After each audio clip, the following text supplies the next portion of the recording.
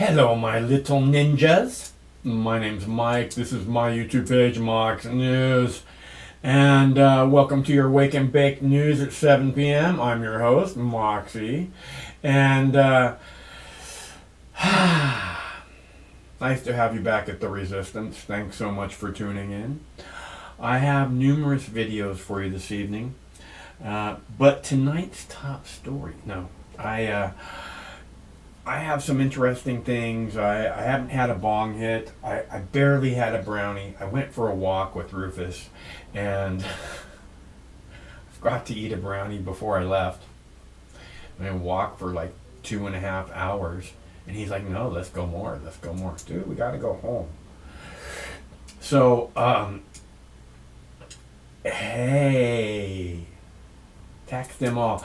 We'll get to the taxing part shortly. I have a video about the bank snooping that the government wanted to do. The Biden administration wanted to spy on anybody who's making $600 transactions. That has been dropped from the current $3.5 trillion. I don't know what the fuck it is. They're calling it a bunch of bullshit. I call it a bunch of bullshit. They're calling it a bunch of different names. I call it a bunch of bullshit. I think that we should have a bong hit to start this evening off. So what I'm gonna do, especially now that Jackie Cat's here, so what I'm gonna do is I have a video about unvaccinated cops. One of the police stations, police departments in our general area here in Washington State has said, you know, they need cops, and unvaccinated cops are more than welcome, which I love because again, they're firing all these first responders, right? Last year, all these people were like heroes, right? They're the heroes. They're the ones getting us through the plague. If it wasn't for them, we'd all be dead already. And now they're like scum that needs to be cast aside. So I'm going to play that video for you about unvaccinated cops wanted, and I'm going to heat up the bong, and we're going to do a bong hit because I am so ready. So here you go, clip number 10. A local school district could lose funding for protecting unvaccinated staff members. It's happening at Eatonville School District in Pierce County, where last week the board debated terminating unvaccinated staffers in order to comply with the governor's mandate. The deadline for that was last Monday, and the board did not take action. The state's expected to provide notice pressuring the district to comply. If they don't, the state could withhold or reduce the district's monthly payments. Taking a look at the numbers, vaccination rates for state workers has gone up by about 275 people since the deadline last Monday. That means more than 93% of state workers are vaccinated. More than 97% of state workers are either vaccinated, accommodated, or exempt. More than 1,700 state workers left or got fired. A leader in Snohomish County is telling unvaccinated police officers they are welcome in his city's police department. Councilman Vincent Cavallari says Mill Creek is hiring for 6 or 7 positions that the city will not require vaccines for. He says he would fast-track any applications from officers who left their departments over vaccine mandates. This comes as Mill Creek police say they're extremely short on officers, calling the situation, quote, desperate.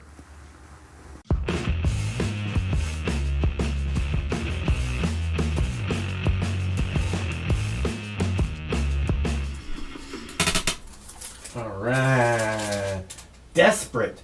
I really find the story interesting about the school that's protecting their workers from getting fired because they don't want to lose staff, because their staff is valuable to them. The people that they bring on board aren't just people to be cast aside. They're not just drones. Right? They're people who, you know, have lives and are depending on this job. And they're valuable employees. They've done a good job. They don't deserve to be fired. Right? And in that story where they're talking about the school protecting employees who aren't being vaccinated, they also said that the state might withhold funds. right? And all I can think is they're going to punish children. They're going to withhold funds from the school in order to punish children. I mean, what the fuck is going on with this shit? How over the top are these fucking dictators?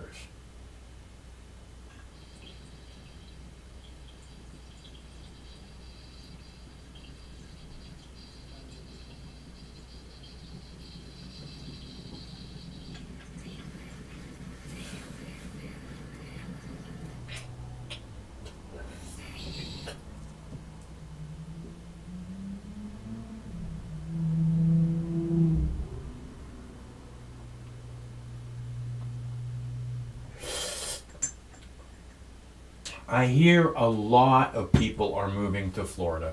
I hear that that's true. And you know, my friend who just got back from Florida, staying in his sister's beachfront condo, said that when he got back, he was like, "Oh man, why are these people? Why these people got to be so damn friendly?" Right? Because everybody's saying hi, how you doing, where you from? And he's like, he's not used to that. But he's like, man, you would love it here. I'm like, no, dude, I'm not a sun person. That's why I left Maui. I left Maui after a year and a half because of sun. Because I couldn't deal with the sun anymore. It's like everything is sun oriented there, you know. It's like, oh, let's go do this out in the sun. Let's go do that out in the sun. I don't much. It's not that I don't like the sun. I love the sun. It's that when the sun is beating down on my skin, it feels like my skin is about to catch fire. So I left Maui, and then after I was gone for about a year or 2 years, I was like, man, I go back to Maui. And I went back to Maui for 6 months. I was like, yeah, just not going to work for me. Because there's like cool people in Maui. It's a different kind of place. There's mongooses in Hawaii, in Maui, which I was really surprised. I said, what the hell is that thing? They march around in little packs. They're pretty cool. But no snakes. They brought the mongoose over to, because they had a snake problem on Maui. They don't have that problem anymore. There are no snakes at all. Well, there's one very small snake. It's a tree snake. Nobody ever sees it. So everything else is wiped out by the mongoose. More story time. I have lots of videos. I find where we're at in the world is we need to eat more cannabis. I am going to start a garden in the next couple days. I got everything. I have absolutely everything that I want. Almost. No, the only other thing that I would get is a water filter, and I'm not going to do that. I don't want to buy a water filter and get in the way of Craig's plumbing and everything. So so I have everything. I have everything I want. And I mean, when I say I want, I have like genetics that I want, I have the tent that I want, I have the light that I want, I have the soil, the cocoa that I want, I have the bags that I want, I have the lights, I have the tent, I have the nutrients that I want. I must begin, because I want to grow pretty flowers. One day I will grow pretty flowers. Okay, so this is the call-in show. If you'd like to call, the number's right there on the screen, 805-669-6397, 805 Mox News. I'm going to play another video about the blackening of America, people. This is a serious issue, and we should be discussing the blackening of America. I find it very strange, the way this lady talks. If I was to talk about the blackening of America, I would be kicked off of YouTube in a heartbeat. But I think this lady talking about the blackening of America, I would be labeled a racist if I talk like this. And I think that there's a lot of situations like that, where it's okay for some people to say certain things and not other people, and I don't really care for that. But, it is what it is. Should we play that video? The Blackening of America. I think we should. I think we should play The Blackening of America. We'll play that video now because this is an important topic, people, and we need to begin this discussion now. Thanks again, Ariana. Now, joining us now is BNC political contributor Amisha Cross and Timothy Allen Simon, who's chairman of the California African American Chamber of Commerce. Amisha, let's start with you. We just heard that education is top of mind, which makes me think about the infamous ad that Glenn Youngkin ran on critical race theory about parents having more control over what happens in the classroom. Is this about education or is this about something else? This is absolutely not about education. And as you know, we've talked about on this show and several others on BNC over the past few weeks, critical race theory isn't even something that is taught in the K-12 education system. This is about a larger culture war that the Republican Party is basically edging their claim to. They don't want to talk about January 6th or the culpability there. What they do want to do is ensure that the blacking and browning of America, as we've seen with the census results, is something that is diminished, that the focus is on returning to the white American way of life, that there is no conversation about contributions of people of color to America's history, nor a lot of the pain and the agony that many people of color, specifically Black people, have endured on this road to democracy. They're trying to erase and eradicate all of those things. Timothy, let me bring you in. Amisha makes a very valid point, very valid argument, but on the other side of the coin, you have former Governor Doug Wilder, the first Black governor in the Commonwealth of Virginia, who is still casting stones and criticism at Terry McAuliffe, and the current Democrat governor, Ralph Northam, saying that they have not done well for Black Americans and have not done well for historically Black colleges and universities. Is that hurting McAuliffe in addition to the Biden administration, which has failed to deliver on its promises to Black Americans?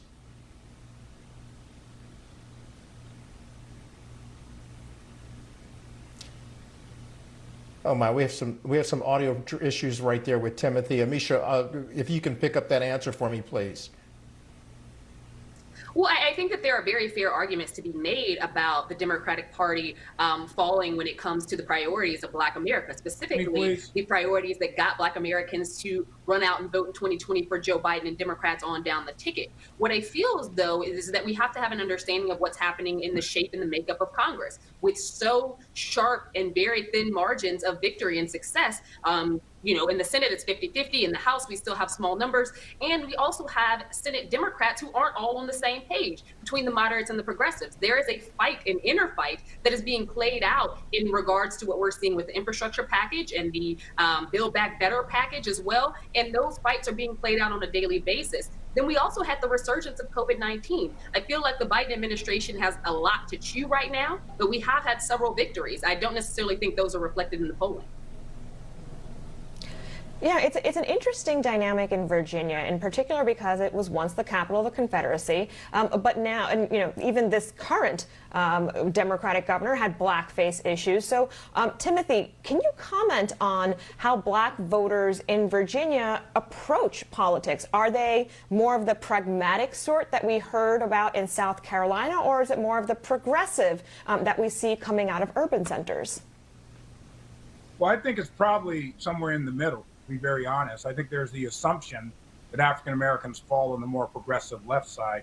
But I think if you were to look at the northern Virginia suburbs, which has a number of our, federal workforce and military contractors, you will not necessarily find that. I think the African American voters are having to assess, as every voter should, what have you done for me lately? And I believe the voters of Virginia are critical of the current Democratic administration, which has maybe taken the African-American voters for granted and is not implementing. The other point I should bring out is that Mr. Youngkin is really focusing on school choice and the proliferation of charter schools. something that many African Americans embrace. There are a number of charter school companies that are actually owned by African Americans. And I feel that the tendency of Governor McAuliffe to stick with the good old traditional punchlines of the Democratic Party may not be working as well as Democratic strategists thought it would in this particular election. Yeah, and Timothy, a little bit of time that we have left. Nair was talking about the fact that Virginia used to be the capital of the Confederacy, and right now, even as we speak, there is a case underway with the racists who launched Charlottesville 4 years ago, and suits are coming against them. So it heightens the racial animus there in the Commonwealth. Do you think that will hold any sway on compelling and motivating blacks to the polls? Absolutely. I think the question of how Virginia identifies itself as either a historic legacy of the Confederacy and or more of a symbol of what we used to call the New South is going to be critical at the polls. And then what is under the hood of that? Vaccination, mask, January 6th. There's so many underlying issues that align themselves with where voters see their future today. I do think it's a toss-up in terms of, the margin of difference that is needed. Not just when they talk about African Americans in clusters, but it really comes down to that margin of difference. And that's where I believe Democrats are vulnerable, in that there are certain black voters who may be basically apathetic and or decide that they're going to try something different. Amisha Cross, BNC political contributor, Timothy Allen Simon, chairman of the California African American Chamber of Commerce. Thank you both for joining us. We'll be sure to have you back as we try to understand what's going to happen in Virginia and what that means for our nation going forward.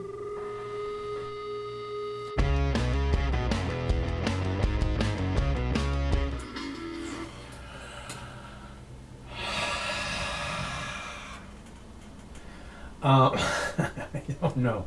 It's very strange, It's like I feel somewhat alienated when I watch that news. It seems like it really is focused on kind of serving the black community, which I think is good and I understand. It makes me wonder if this is how. If black people felt like this for, decades, watching the news and feeling like they're alienated by it somehow, like it's not being produced for them. Just wondering. It's a very strange feeling, and I could understand why someone wouldn't want to carry that around with them all the time. Now, where were we?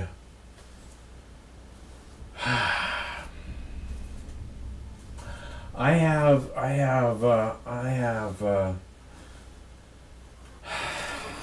videos and dabs and brownies. I don't know. I just don't know. The blackening of America. We've already done 2 videos. I'm going to play another video. I don't know if you saw the Mike Tyson video that I posted earlier where he's talking about how cannabis and psychedelics changed his life. I have that video. I'm not going to play it right now, but I do have that one. I have to go and get a cookie for Boo Bear. I promised him a cookie when I was heating up my tea, and I went to open the little Tupperware with his peanut butter cookie in them, and there wasn't any in there. So I have to go to the freezer and get some out, and it'll take a minute. So I don't know.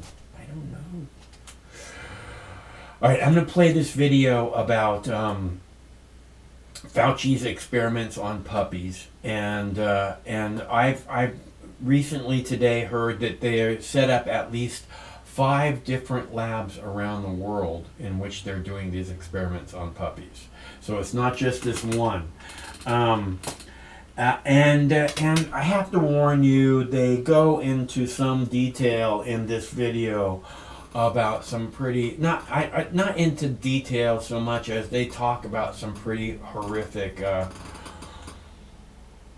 torturing of puppies.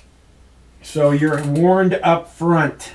I'll be right at the back. I gotta go get my Boo Bear, and then I think we're gonna have another puff because I am so ready for another puff.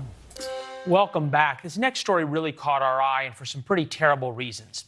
It involves something we all love, dogs, and something we all hate, animal cruelty. At the center of this story is one of the most controversial people in the country right now, Dr. Anthony Fauci. We want to warn you, if you're eating dinner, it might be hard to look at some of these pictures, but it's important to look at them. It's important to understand what's going on. A nonprofit group says Fauci's organization, the NIH, funded cruel experiments on man's best friend. Here's how an Australian news outlet explained it.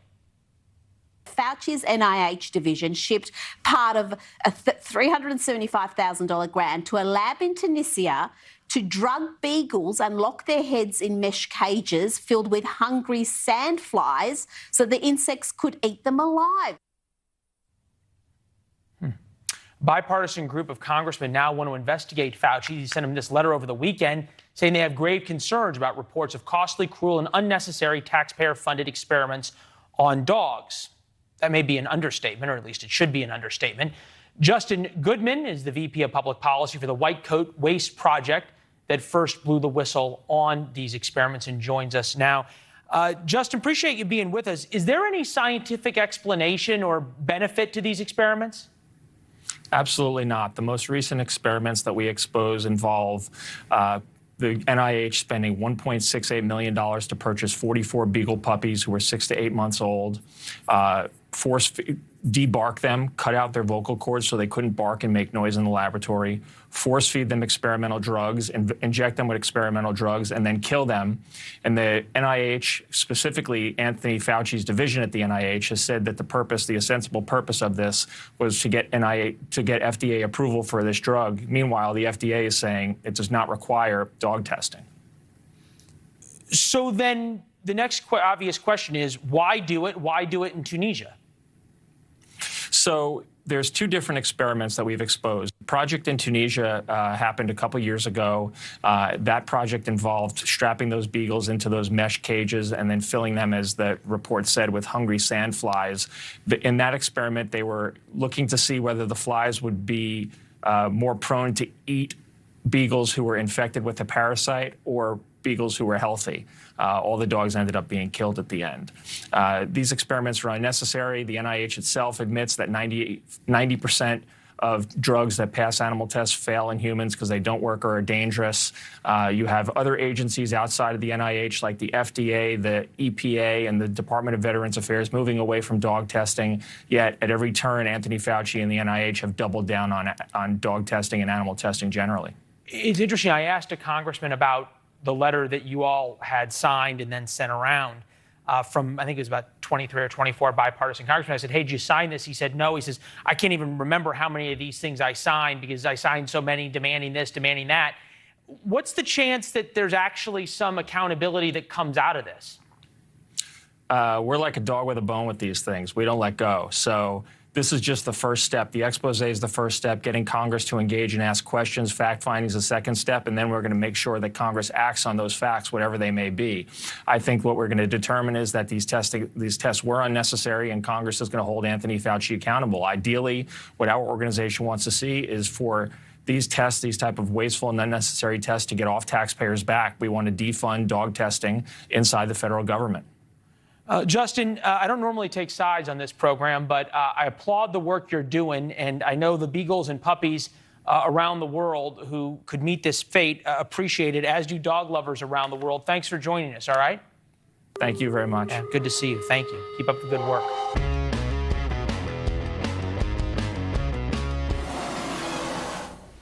I think a dog with a bone is a very unfortunate choice of words.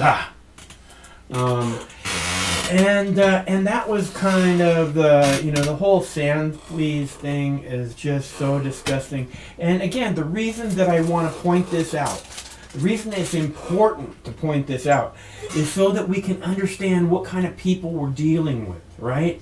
If we were to find someone in our neighborhood doing experiments like this on dogs, right? If they were taking people's dogs off the street and doing fucked up shit like this, they'd go to prison.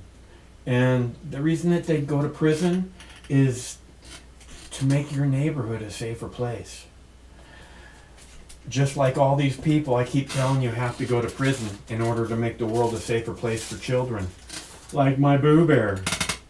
Like my Boo Bear. How's my Boo Bear? Who's my Boo? Who's my Boo? Huh? Huh? He's my Boo. Alright, so I have a Fat Puff about ready to go.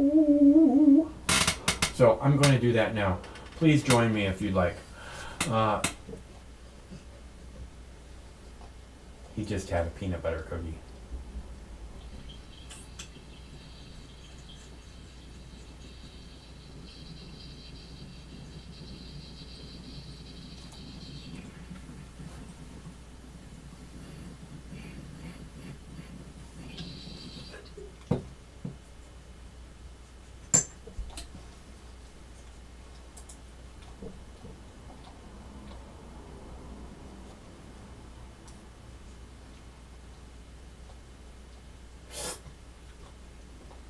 You ate all that peanut butter cookie. I told you gotta chew more. Doesn't chew anything.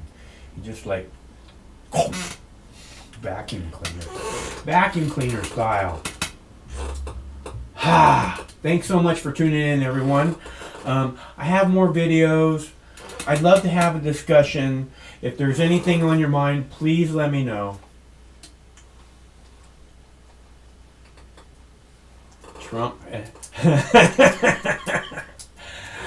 Trump fix everything. Yeah, that's the solution. Trump will fix everything. Speaking of which, in my new garden, I have Trump seeds. Trump seeds. Which Trump is really missing out on, that he's not in this business, because Trump cannabis would be very popular right now.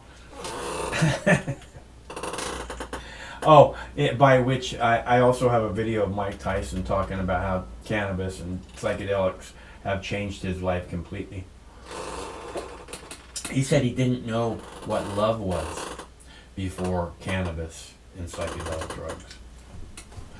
Which is the kind of things that I keep saying. You know, this is, it's this life-changing thing when you're able to partake in the goddess, as I like to call her, regularly, properly, and learn how much it means to you. This is why I give my neighbors cookies, right? I don't give my neighbors cookies because I want to be friends with them. I can do that without giving them cookies. I don't give them cookies because I want to look like I'm some kind of a generous guy sharing the wealth. I give them cookies because I hope that they will figure out that eating cannabis needs to be a regular part of their life. That's why I give people cookies, in case anybody's wondering. And I don't know that it's worked yet. You know, people come back to me for cookies, and I'm like, yeah, I'll get you cookies. I'd love to get you cookies. But I'd really like to teach you how to make butter so you can get all the cookies you want. You know, I keep telling them, look, they have ounces of weed down at the weed store for $70, 23% THC. Take that and a pound and a half of butter and put it in the crock pot, and you'll have cookies for months. And they don't do it. They're like, you got any more cookies? I got cookies. I got lots of cookies.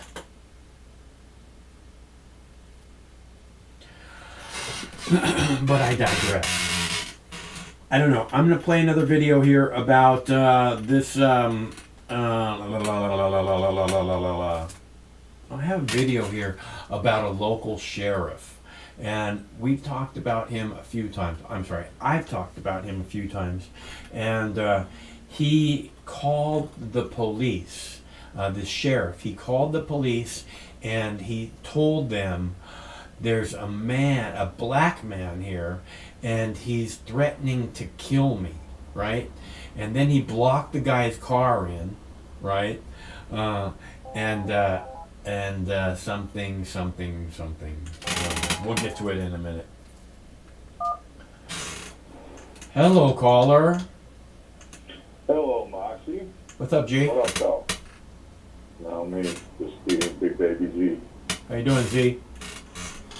Doing all right, man. Doing all right. Just calling in. I noticed the title of your video, and I thought I'd have an interesting subject for you.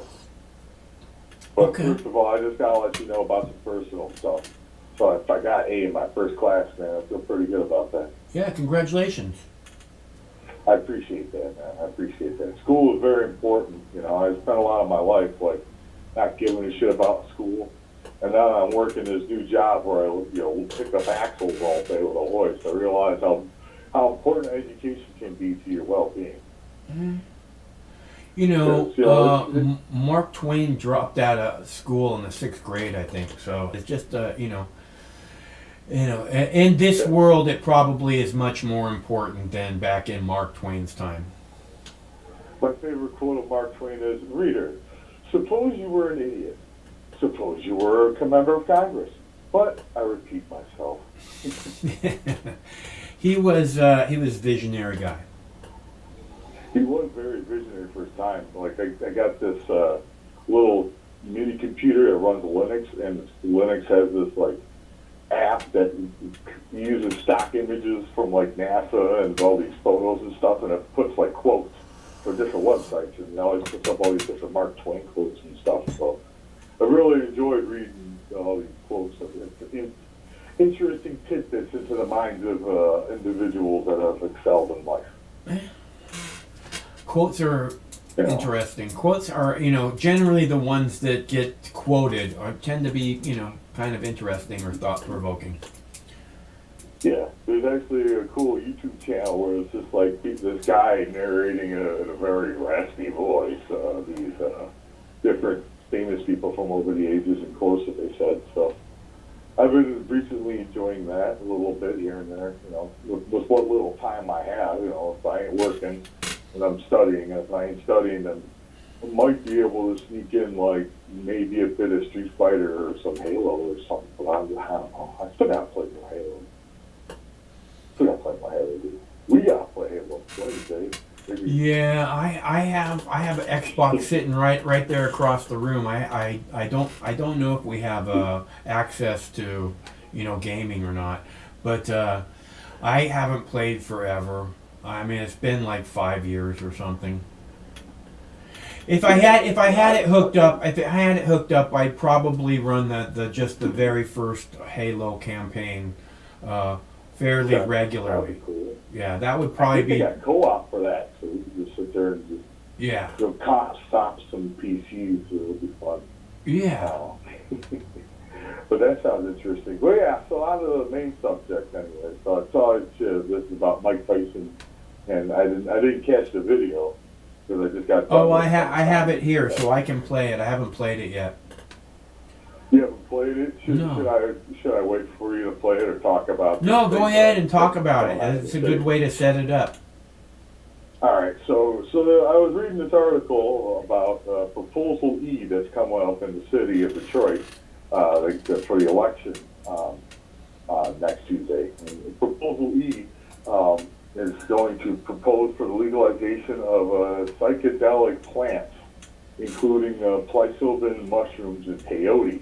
Nice. Would be decriminalized to the fullest extent under Michigan law. So that's awesome. If people vote for this might be interesting to be in the city. I wouldn't mind trying peyote. I've heard some stories about peyote. I've never seen it available anywhere, dude. Wow. I mean, have you? Has anybody ever come up and say, "Hey, you want some peyote buttons?" I'd be like, "Fuck yeah! Give me a handful of those motherfuckers." Go out of my mind for 2 days. Yeah, I know, right? Well, I knew this old deadhead. His name was Ill Bill back in my Juggalo days. Huh. Dude, he was a deadhead before he was a Juggalo. Isn't that interesting? But yeah, he told me about how he did peyote when he was doing the touring with them. and stuff, and how it's interesting. He did pretty much everything under the sun. Yeah. That's why I'll never do LSD, because he looked at me and went, Zubis, I gotta let you know, you should never do acid, man. I've seen people with your type of brain, and sometimes they don't come back, and I want you back here, dude. Well, I'll never do acid. You know, I don't know that that's the best advice, bro. That's probably microdose, maybe, because that's like the No. You know,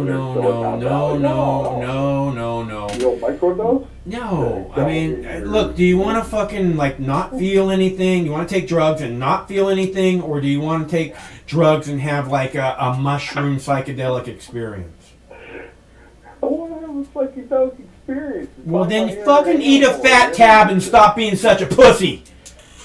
Actually, I did one time, and I started driving around like an asshole around Christmas. Hey, we started driving to, so I did these mushrooms with this one dude named Killer Red, right? And we're sitting there driving down the street, and this one downtown area, it's got all these Christmas lights, and we're just sitting there doing 5 miles an hour. Like, whoa, man, this is the greatest experience of my life.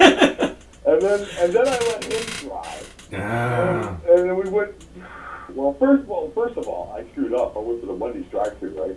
And he's like, okay, what do you want to get? He's like, okay, you need to give me a chili, a Frosty, 2 Dave's Famous, and a fry. I was like, okay.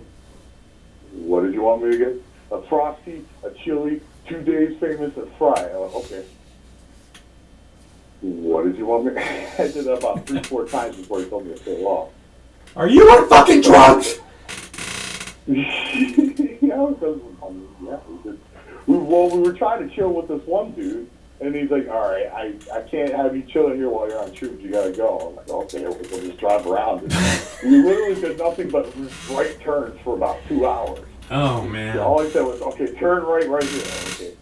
We went, one part of this, we did nothing but right turns, ended up in this one area, went to another Wendy's, and then everybody inside the Wendy's messed with us because they realized how fucked up we were.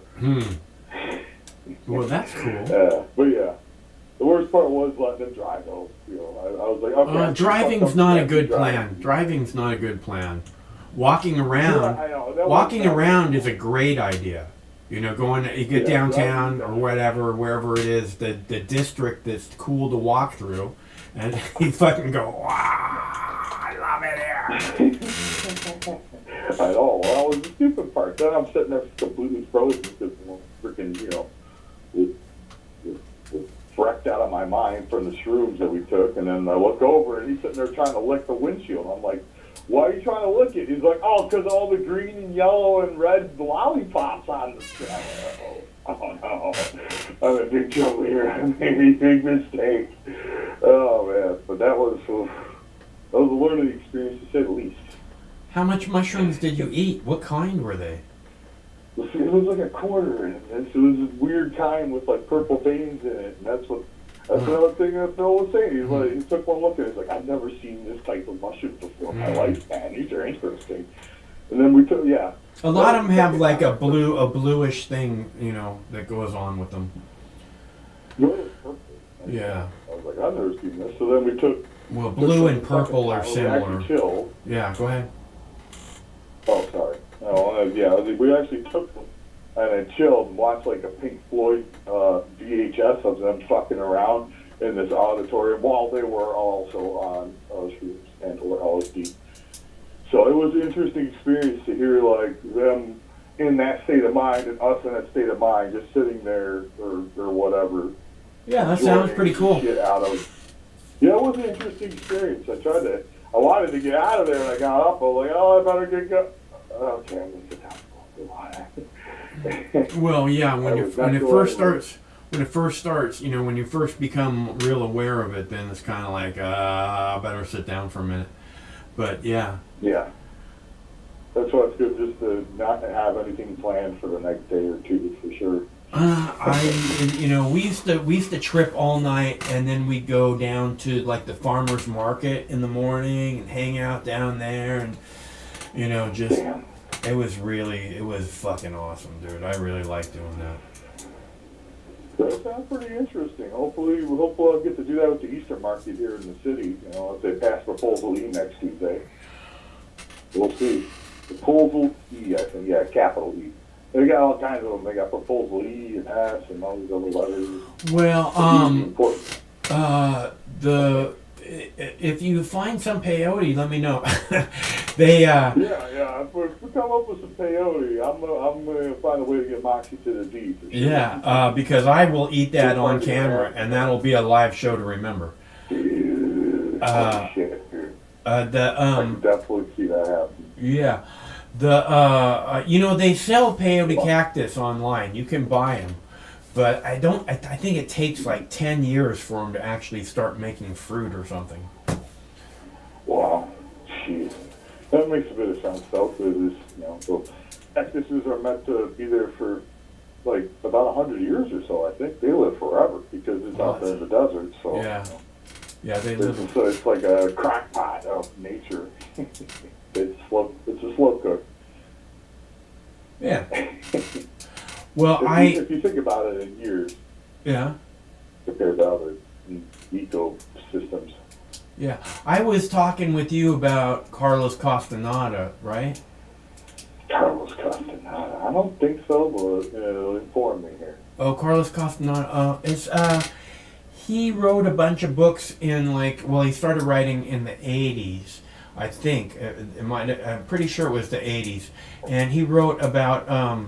He was like a graduate student at some place, and he went on to write his thesis on herbal medicine or something, and he went to try and find like a Indian medicine man, and he found this guy, and it just he becomes like this apprentice, and the guy's like a magic dude, and he eats peyote and stuff, and he becomes this guy's apprentice, and he doesn't even know he's his apprentice for like 10 years or something.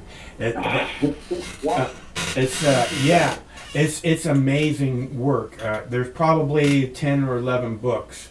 So, but Carlos Castaneda, and it's all about eating mushrooms. And well, it's not about eating mushrooms. It's about ingesting power plants is the way he referred to it, and then being able to see an altered reality in which you can manipulate things in very interesting ways.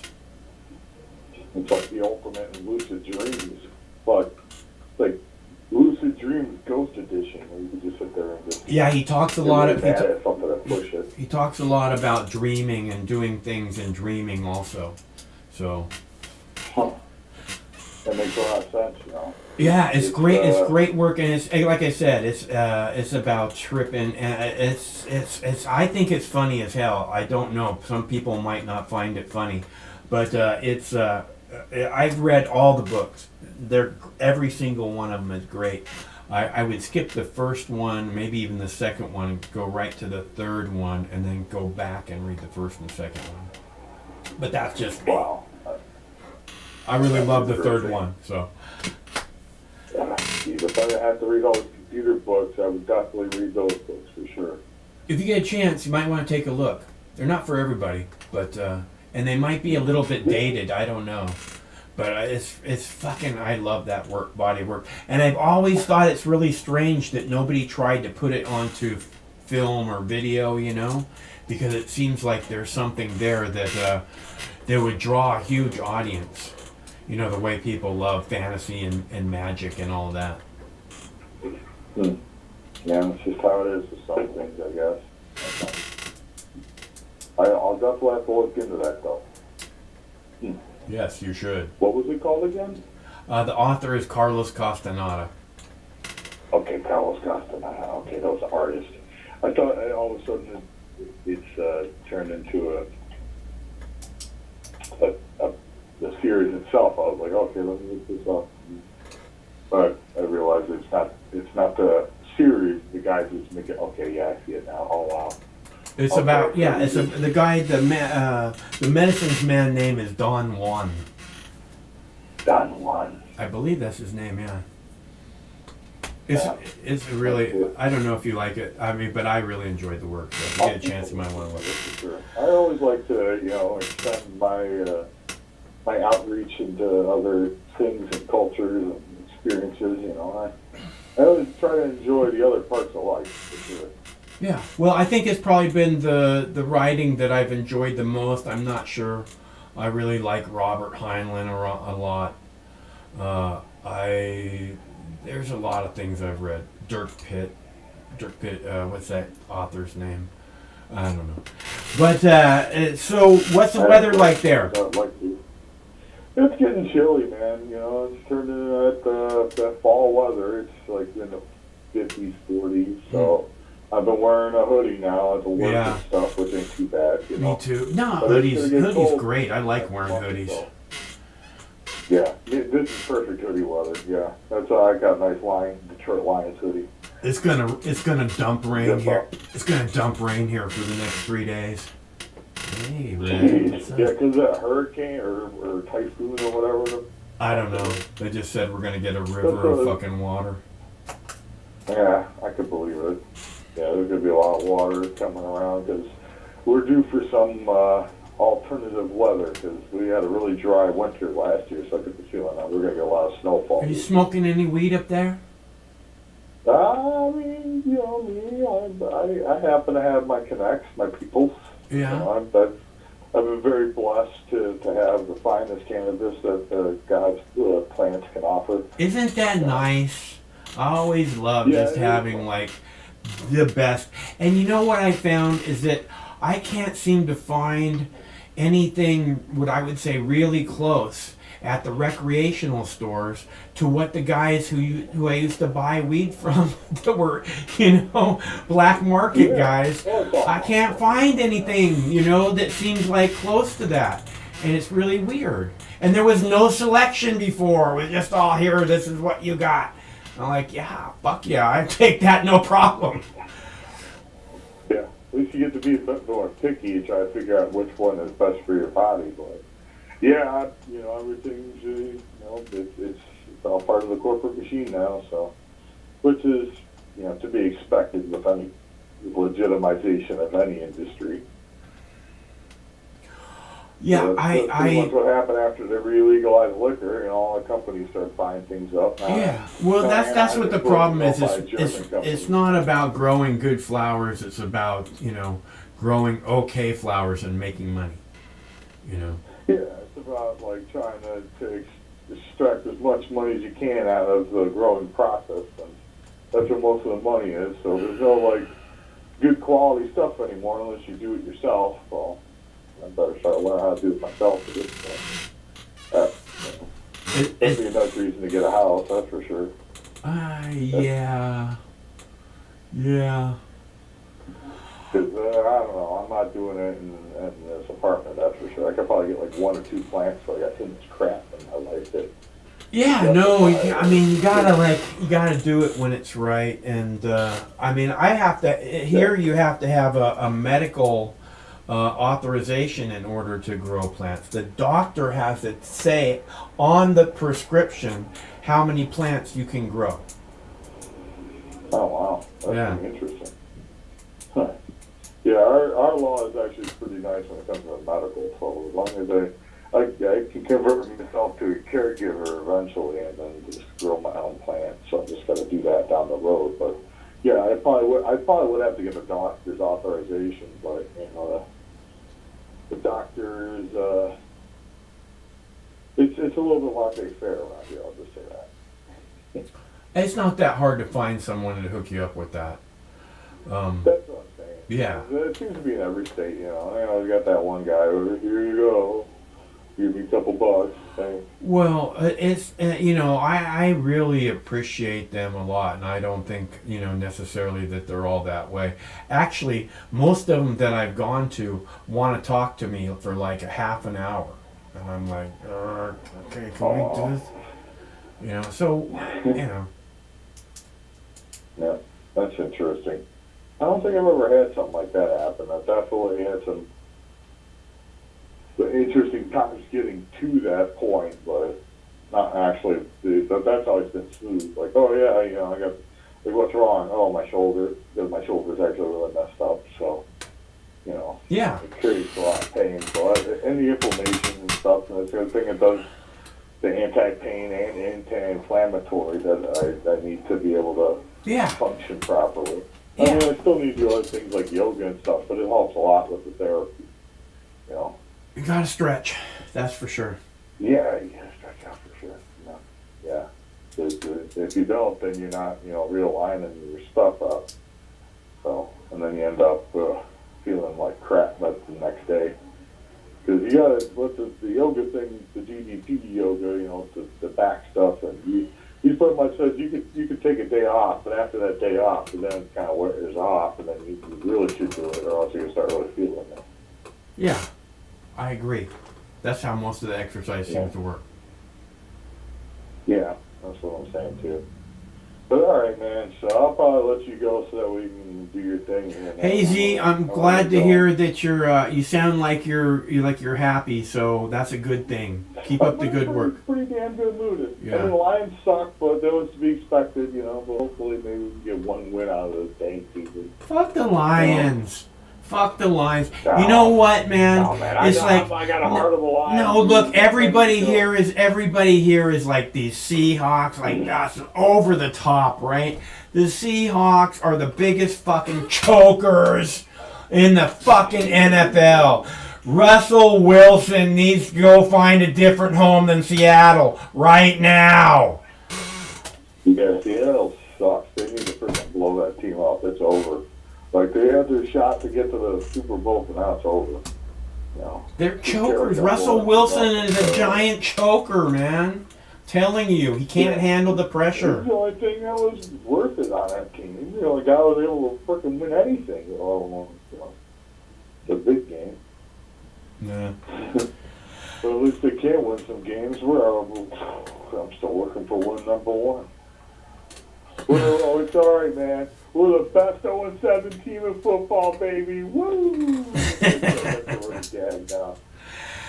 Well, I'll let you know when I get some flowers growing, and I'm going to try and do my best and let everybody know. So, maybe not my best, but I'll try. Update videos and stuff. That'd be kind of cool. I'm trying. That's the one thing I really haven't sorted out. My grow spaces are very compact. There's not a lot of extra space, and it's difficult. I'm trying to figure out how to get. I might have to get a different tripod or something, but I'll figure it out. It can't be that difficult. Yeah, I'm sure you will. Yeah. Yeah, you just gotta look into it, find the right parts. Maybe you gotta get like a GoPro thing or something. Just hook it up to your house. I'm just looking for doll. I'm just looking for doll parts, dude. I get you. All right, man. Well, you be safe, and I'll catch you in the next time, okay? Yeah, it's good to hear from you. Yeah, it's good to hear from you too, Moxie. All right, stay cool. And hey, and don't take that advice on don't do the acid and mushrooms and everything. I mean, you just said you want to do the. Yeah, you just said you want to do peyote, so don't let somebody talk you out of. It's honestly, it's like, I think these things are really important. The psychedelic drugs are really important. In fact, I'm going to play that Mike Tyson clip now, so. Okay. All right. I'll turn on the video here. All right, talk to you later. All right, will do. All right, bye-bye. Okay, so I have Mike Tyson video where he's talking about how psychedelic drugs and cannabis completely changed his life, which is easy to understand. And what I keep telling you all is that it makes a huge difference. And I have more videos besides that, in case you already saw that one. But I will play that one next because we were talking about peyote and we were talking about cannabis, and I would very much like to try peyote. I've never had a chance. I've never seen like peyote buttons or whatever it is that they look like. I have no idea. I could probably look it up on the Google, but that is one thing that I would like to try. All right, I'm going to play the Mike Tyson video for you now and go heat up my tea. I will be back momentarily. Thanks so much for tuning in.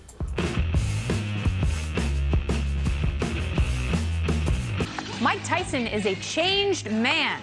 since he started using therapeutic psychedelics and cannabis. Iron Mike says marijuana has been hugely beneficial for his personal development, says he wishes he'd smoked his whole life instead of drinking, and now he wants to use weed and such to help ease other people's minds and cure their addictions. Joining me tonight, the chairman of Tyson 2.0, Chad Bronstein. Hi, Chad.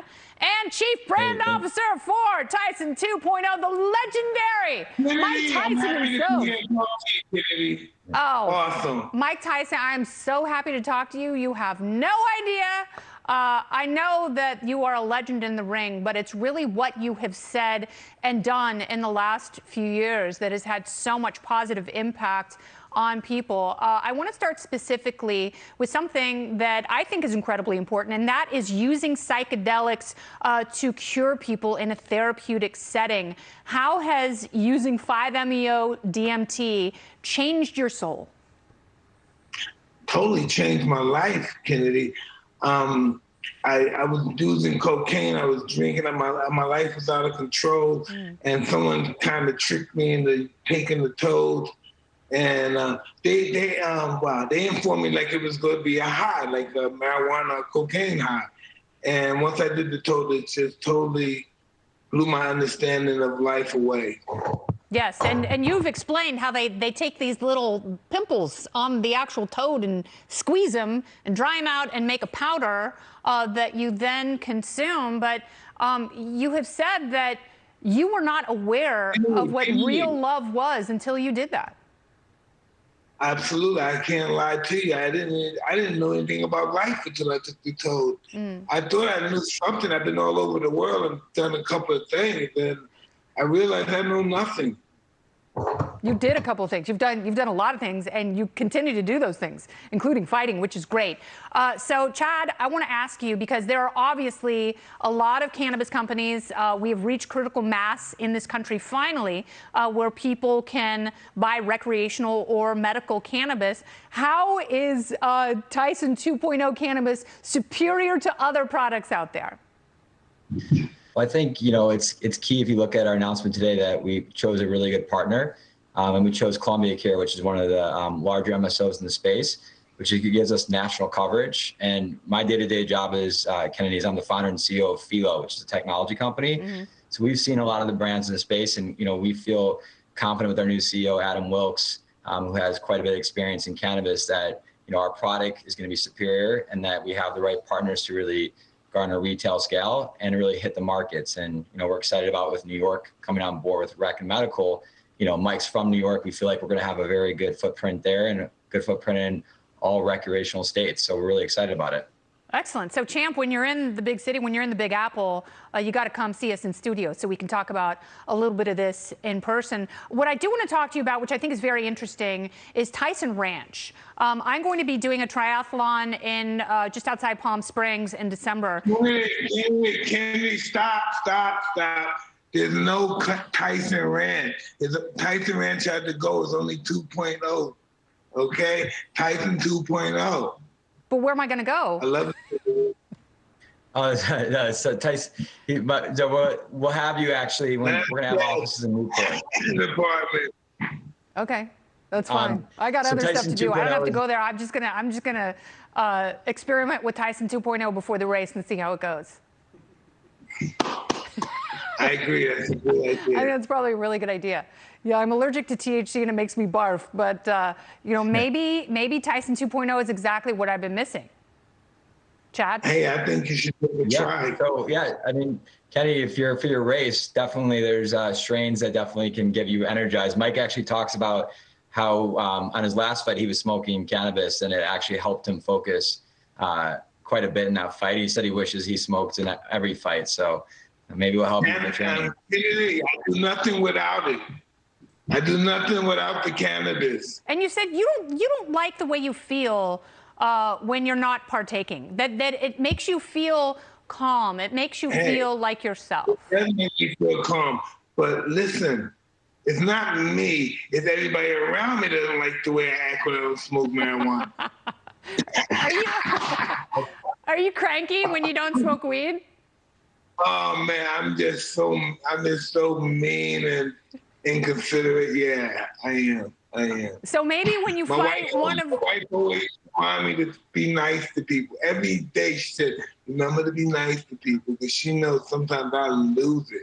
Yeah, and you don't want to be nice to one of the Paul brothers. I know you're going to annihilate one of the Paul brothers in your next fight, which I think that you should not smoke weed for like a week, so you're super angry, and so you really destroy whoever it is. Throw them both at you. Yeah, you're gonna crush. I was there when you bit Evander Holyfield. Are you guys still friends?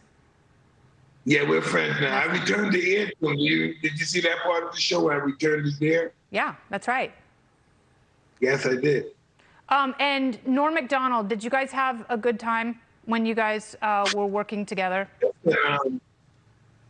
I have to say he's a real G, Norm, because ever since I did the cartoon, everybody, that's the only thing. What is it like being with him? What is he like? And it's so bad to see him go. He had so many people that loved him. Yeah. I had no idea who he was until I worked with him, and so many people were saying, how is it working with Norm? How is it? And I'm saying, God, I never met this guy. This guy's a rock star. Yeah, and a true legend like yourself. You've had such a fascinating path, again, especially over the last couple of years, Tyson 2.0. We're so fully supportive here at the Ken Daily Show. Chad, thank you so much. Iron Mike, you are a dream come true. Thank you, dear. Thank you, Kennedy. Love you. I love you too. Thanks, Kennedy, for having us. You know it.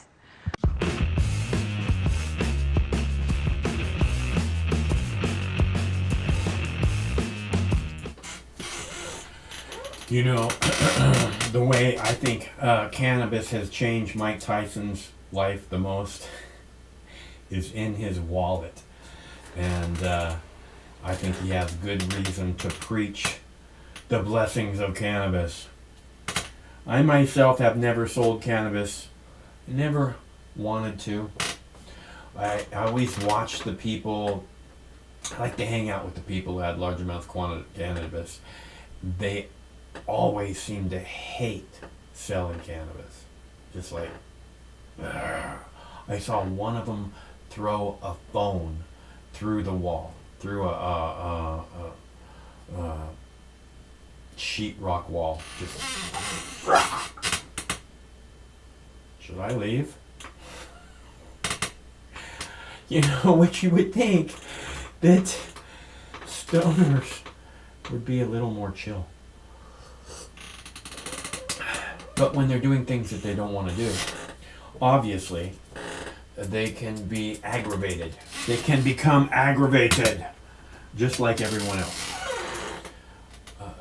That being said, a little cannabis goes a long way to take the edge off. As Mr. Tyson was there referring to, you know, saying that the people that hang out with him can't stand being around him when he's not eating cannabis, which I don't have that experience. I don't know what it's like not to eat cannabis, other than for a day or two. Hello, caller. Hey, dude. What's up? Nothing. Nothing. How's your show going? I just tuned in. It's okay. Yeah, what day is it? Today's Wednesday, middle of the week.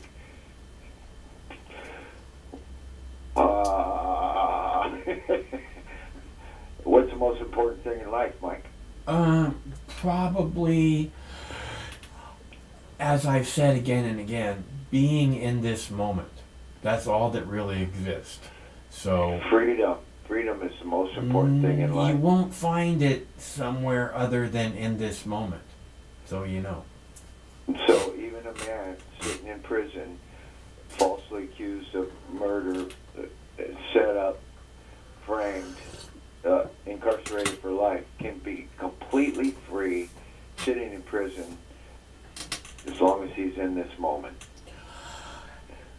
I would say that Gandhi would probably agree with that. Buddha would probably agree with that. You know, I find, I had a friend, I don't know if I told this story recently, I know that I was thinking about it just the other day. I have a friend who I used to live in the same building with, and he would tell me, if I would come over to your place and see that it had been robbed, and I would find you all tied up in a closet, that I would expect to find you either laughing or singing.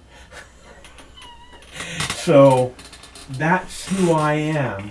And not that I would want to be so much laughing and singing in prison, but if I didn't, I believe that freedom exists in a lot of different ways. And if I didn't want to be in prison, I don't think that they could keep me in prison. So. Well, smoke some more of that funny juice, Mike. If they want you in prison, they'll keep you in prison. No, they won't. If I don't want to be in prison, see, this is what you're saying. You're saying that this person is in prison and all they have to look at is 4 block walls and nothing else.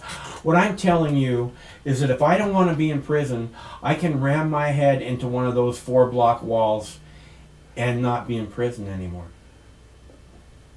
Well, that's always an option. That's an option that a free man has.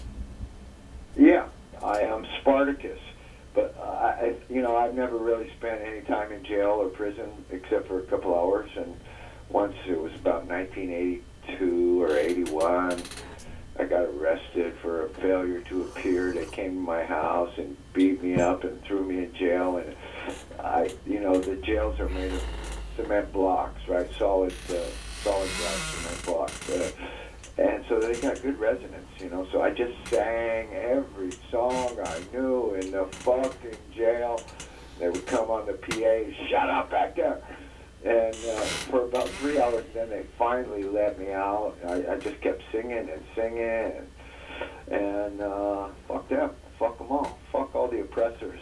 Fuck the psychopaths and fuck the people trying to enslave humanity. Fuck them. I'm free. Fuck you and fuck your jails. Fuck your president. Fuck your senators. Fuck Kamala Harris. Fuck your drug laws. Fuck your fake fucking lawyers. Fuck your fuck.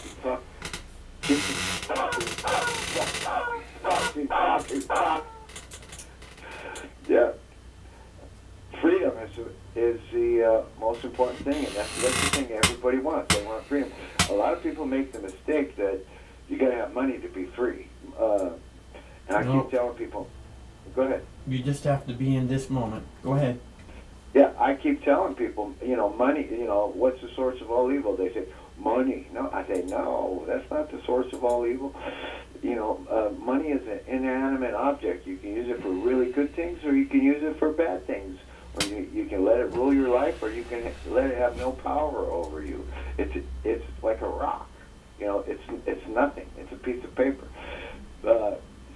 So money is handy on planet Earth at this current moment, as Steve would say, currently. But it's not the root of all evil. I think the root of all evil is like, I'd have to think about it for a minute to fucking answer my own question. But Anthony Fauci is the root of all evil. Well, he's certainly a psychopath, and people don't realize you got a psychopath on TV every day who's been a professional psychopath his whole life, even during the AIDS crisis in the 80s. 40 years ago, he was a psychopath, and everybody knew it, and people said it. And yet, like you were saying last night, he's unbustable. He's untouchable. Yeah. And why is that?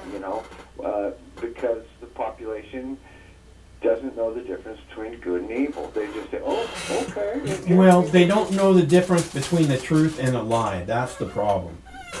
They're being told all these lies, and the vast majority of them are somewhat terrified. They live in constant fear, more or less. This is why I talk about fear is supposed to be a momentary thing, because you're not supposed to, the majority of these people are living in constant fear, likely because they're not eating enough cannabis and other outside influences.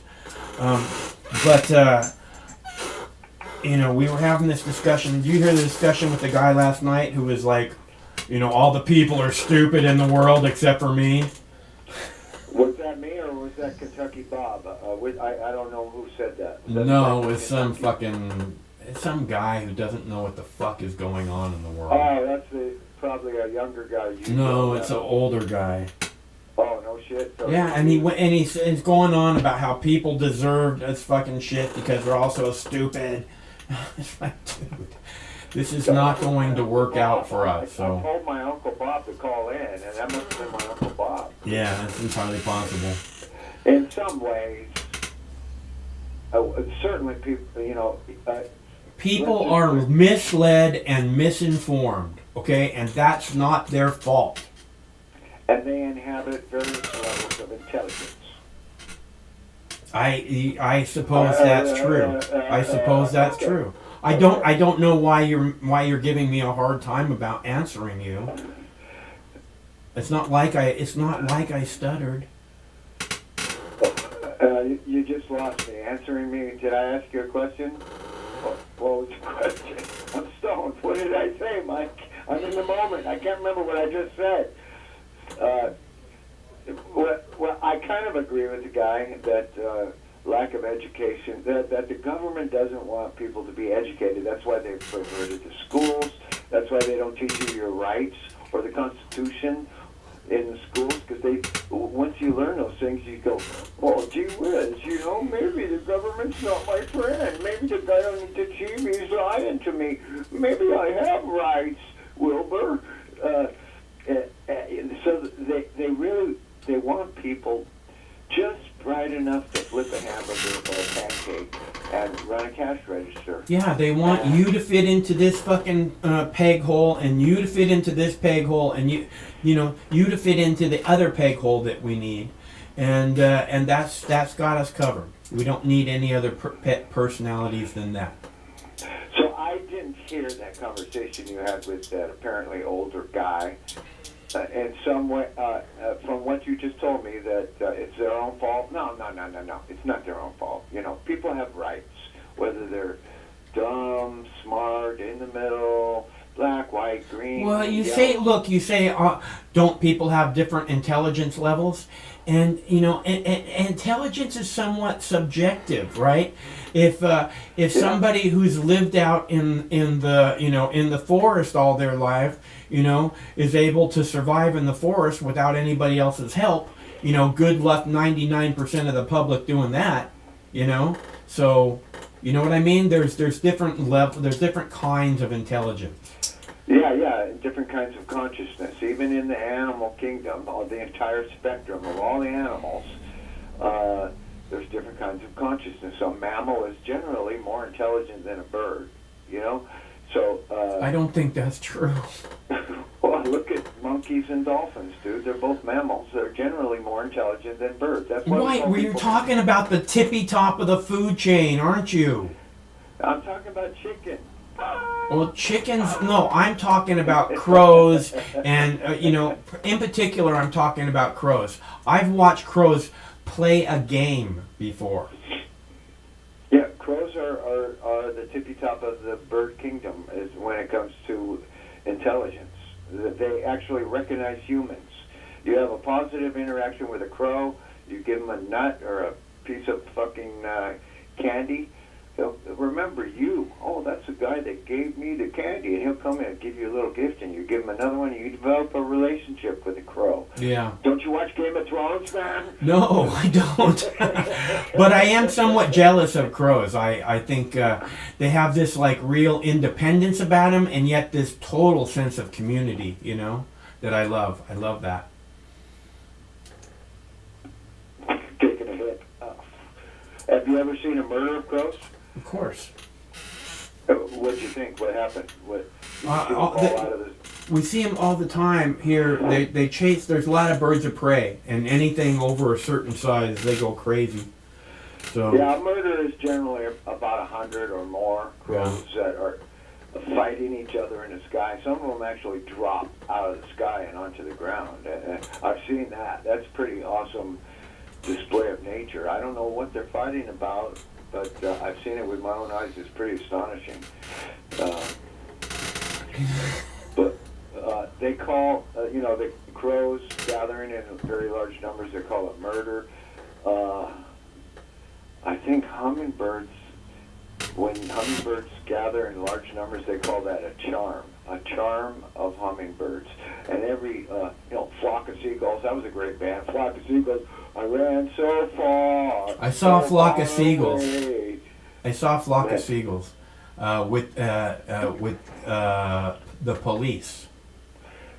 Did they have the hair that went out like wings on them? Yeah, and it was Oingo Boingo, and Oingo Boingo? yeah, they were there with the police. Cool, they put on a good show, huh? Fuck yeah, it's fucking Oingo Boingo is unbelievable, dude. Yeah, very excellent show. I saw them at the Santa Barbara Bowl. It was one of the best shows I've ever seen. They had great sound, fucking just awesome. Danny Elfman in his prime was fucking, I don't know why he quit, but I don't know. Now he does movies, and it's like, dude, you could have written 10 great albums in all of the time you did that Dingbat's fucking soundtracks for his Dingbat fucking fucked up movies. Fucking. They were originally called the Mystic Knights of the Oingo Boingo. Huh. I thought they were great. They got great. They were great. I agree. I mean, as far as seeing them live, it doesn't get a whole lot better than those guys. And who put on the better show, the Police or Oingo Boingo? I really loved the Police, I mean, I listened to everything they did, and I don't know, I think maybe the crowd was a little bit crazier during Oingo Boingo, so. Yeah, they're really, they were a pretty advanced pop band, and I've never seen the Police, and I do like all the Police stuff. I like Synchronicity 1 and 2 as songs, but I really like Ghost in the Machine as an album. That was a great album, It's like that's what I'm saying. I mean, I know all their stuff is so good, everything. But I never saw them, and for a fucking trio, I heard they were the biggest band in the world for a year. Oh yeah. So you saw Flock of Seagulls, Oingo Boingo, and the Police all on the same show, and what was the location? It was in Fresno. Oh, fuck, man. That's like Crank Central. Fresno. I think there was another band, too. It was Thompson Twins, I think. Oh. Wow. Must have been an outdoor arena or something. Yeah, I think there was like one or two other bands, too. Wow. Yeah, I never, I never saw Flock of Seagulls or the Police, but Oingo Boingo, they filled the stadium. They were a really great band, dude. And I think maybe just the wear and tear of touring and throwing concerts, and maybe Danny Elfman wanted and even his videos were. Maybe he has a family, dude, and he just wants to be able to hang out with his family instead of a bunch of rock whores, Yeah, I mean, like me, I consider myself to be a composer, right? I don't have experience touring. I've only been in a couple garage bands, but I enjoy the simple construction of music, right? And so I can relate to that desire. Well, I just want to hang out at my house and make songs and not have a lot of pressure. I can only imagine what it's like to tour. It's gotta be exhausting, dude. Yeah, I got friends that are in touring bands, and that's how they make their living in it. And they're talking about, well, I wish I could do something else, I mean, that's the thing, is they're giant rock stars, and they got to be at this place at this time the next 3 nights. It's like, fuck, I don't want to do that. You know what I mean? So I think that I could see it getting old. Yeah, but. I mean, money for nothing and the chicks is free for free is it's hard to give up, but It's not money for nothing, though, man. That's a whole skill set. Yeah. You know, and I think, you know, the Beatles got ripped off by their manager, or at least their record company. Their manager was Brian Epstein, and he gave a lot of shit away. So he didn't intentionally rip them off. He just gave a lot of shit away. And Bowie definitely got ripped off by his manager. It was John Lennon who told Bowie, man, you got to get rid of this Tony DeVries guy. He's ripping you off. And he didn't get the rights to his own songs back for about 10 years, you know. And then he managed himself for almost another 40 years. That's a trick, you know. So I don't know how they do it. I'm just happy to write a halfway decent song and listen to it as I smoke my marijuana. You know, God, that sounds great. But Oingo Boingo was great, dude. They were really... Yeah, that was fucking unbelievable. I'll tell you what happened during Oingo Boingo, and then I gotta go. Right, they're on stage, and they're playing, and everybody took, like, these Coca-Cola cups, right, and they smashed them. You know how Coca-Cola cups get when they're smashed? They're like a little thin kind of Frisbee or something. They started throwing them straight up in the air, and I'm telling you, hundreds, if not thousands of these Coca-Cola cups are going up, you know, 30, 40 feet in the air. It looked like a popcorn machine of fucking Coca-Cola. It was like the most amazing shit. So. And you were living where at that time? I don't know. I probably San Luis Obispo. Yeah, that's what I was thinking. Yeah. You just go east and you're in Fresno, basically. Yeah. Yeah. All right. Free planet Earth. Freedom's the most important thing in life, man, and that's what everybody's fighting about. They just want to be free. Fuck these people. Fuck these people. Fuck. I gotta agree with that. I gotta go. Okay. Check you later. All right. Talk to you later. Freedom is not the most important thing. Being in this moment is the most important thing. You can't experience freedom unless you're actually in this moment. So we understand each other. What? We got to do emergency maintenance. I posted this in the chat. I did not realize how bad your fucking chair squeaks until I heard the show over my sound system. You've been watching this show for the last... You can't hear it. It doesn't come through on my desk speakers when I listen to it on the headset. In the car, it's like every time you move... So, it's bad. And right, so we're going to play a clip. We're going to do some emergency maintenance. Craig's going to stink up the fucking room, which he's very good at, by the way. And I'm going to play a video clip about, let's see, what do we got here? We got to lube Mox's chair. Yeah, I'll be right back after this moment with our sponsor. Welcome to the Chris Salcedo Show on Newsmax.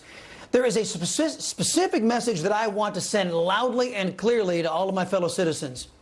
The people who are in charge of our government are targeting those of us who do not believe government's control over our lives is absolute.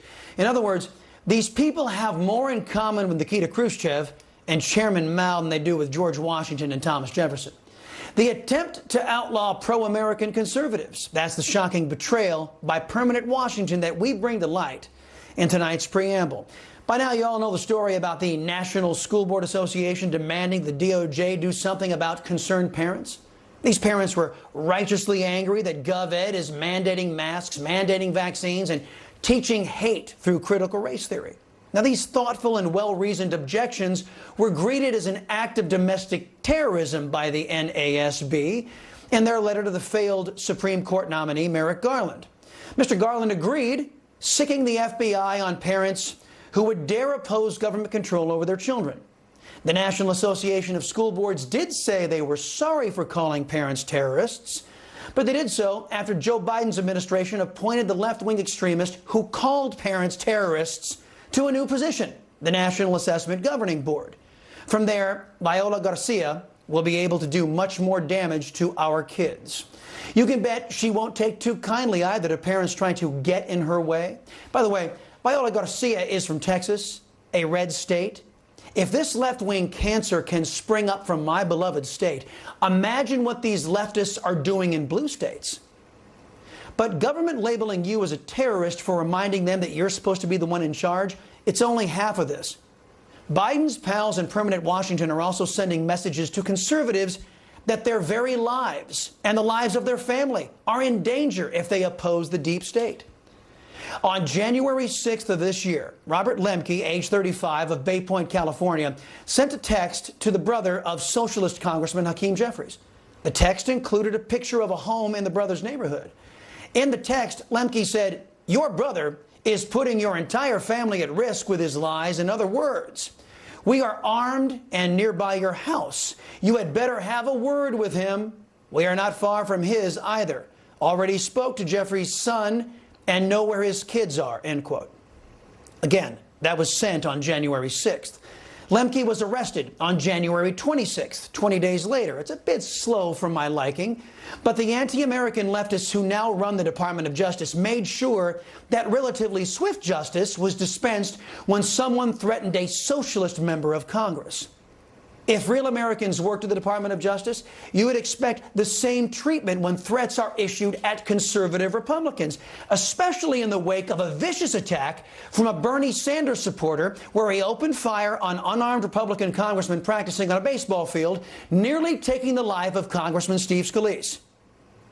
On January 9th, a left-wing lunatic threatened conservative Congressman Matt Gaetz and threatened to kill one of his children. The threat came via voicemail, not text message, and was a direct threat to the congressman. Tell Matt Gaetz to watch his back. Tell him to watch his children. Tell him to watch everyone. I'm coming for him. He's going to die. He's a despicable tyrant, and I'm going to kill him. Watch your back. I'm coming for you. I'm going to put a bullet in you. I'm going to put a bullet in one of your kids, too. I hate you. Again, this threat was made on January 9th of this year. So if the DOJ was applying the law equally, if they took threats against members of Congress from both political parties equally seriously, you'd expect Eugene Hulsman there, the man issuing the threat, to be arrested on January 29th or thereabouts. Merrick Garland's Department of Justice arrested Mr. Hulsman last week, the third week of October. Equal justice under the law? Hardly. Oh, by the way, not one socialist Democrat has called out this Department of Justice for this obvious double standard. Why would they? It advantages them politically. And one last thing. This story is getting very little press because Hulsman is a longtime member of the media. He worked behind the camera for left-wing networks like ABC, NBC, and CNN. It's plain to see what's being done here. Permanent Washington wants you afraid. If you are a pro-American conservative, they want you afraid. They want you living in fear if you have the crazy idea that in America, the people rule. They want you afraid if you think that your kids belong to you and not the state. They want you cowering in fear if you are a Republican conservative in the Congress. They want you to know that they are willing to leave threats to Republican lawmakers to go unpunished for a while to send a message to you. In short, left-wingers who have infested our government want to criminalize conservatism. Here's the kick in the teeth. Socialist Democrats, they're making sure your taxes are going to go up to fund all of this injustice. They will use your own money against you. You know, they excel at that. The chilling effect is clear. If you're a concerned parent, either surrender your kids or your government will target you. If you're a conservative, don't even bother running for office. The Department of Justice will allow threats against you and your family to go unanswered for a long time because the deep state really doesn't want you in Washington, D.C. anyway. What's happening in the Department of Justice is antithetical to our Constitution and a bedrock American principle of blind justice. This story should alarm anyone who considers themselves a real American. If they can do this to your member of Congress, what do you think permanent Washington is prepared to do to you? Now, let's get to your top story. And absolutely screw you, mainstream media. CNN, MSNBC, ABC, NBC, CBS, and yes, you too, Fox.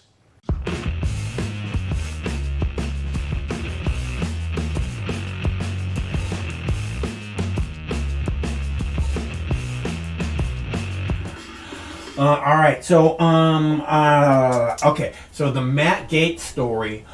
He was right. I have not seen that in the mainstream media.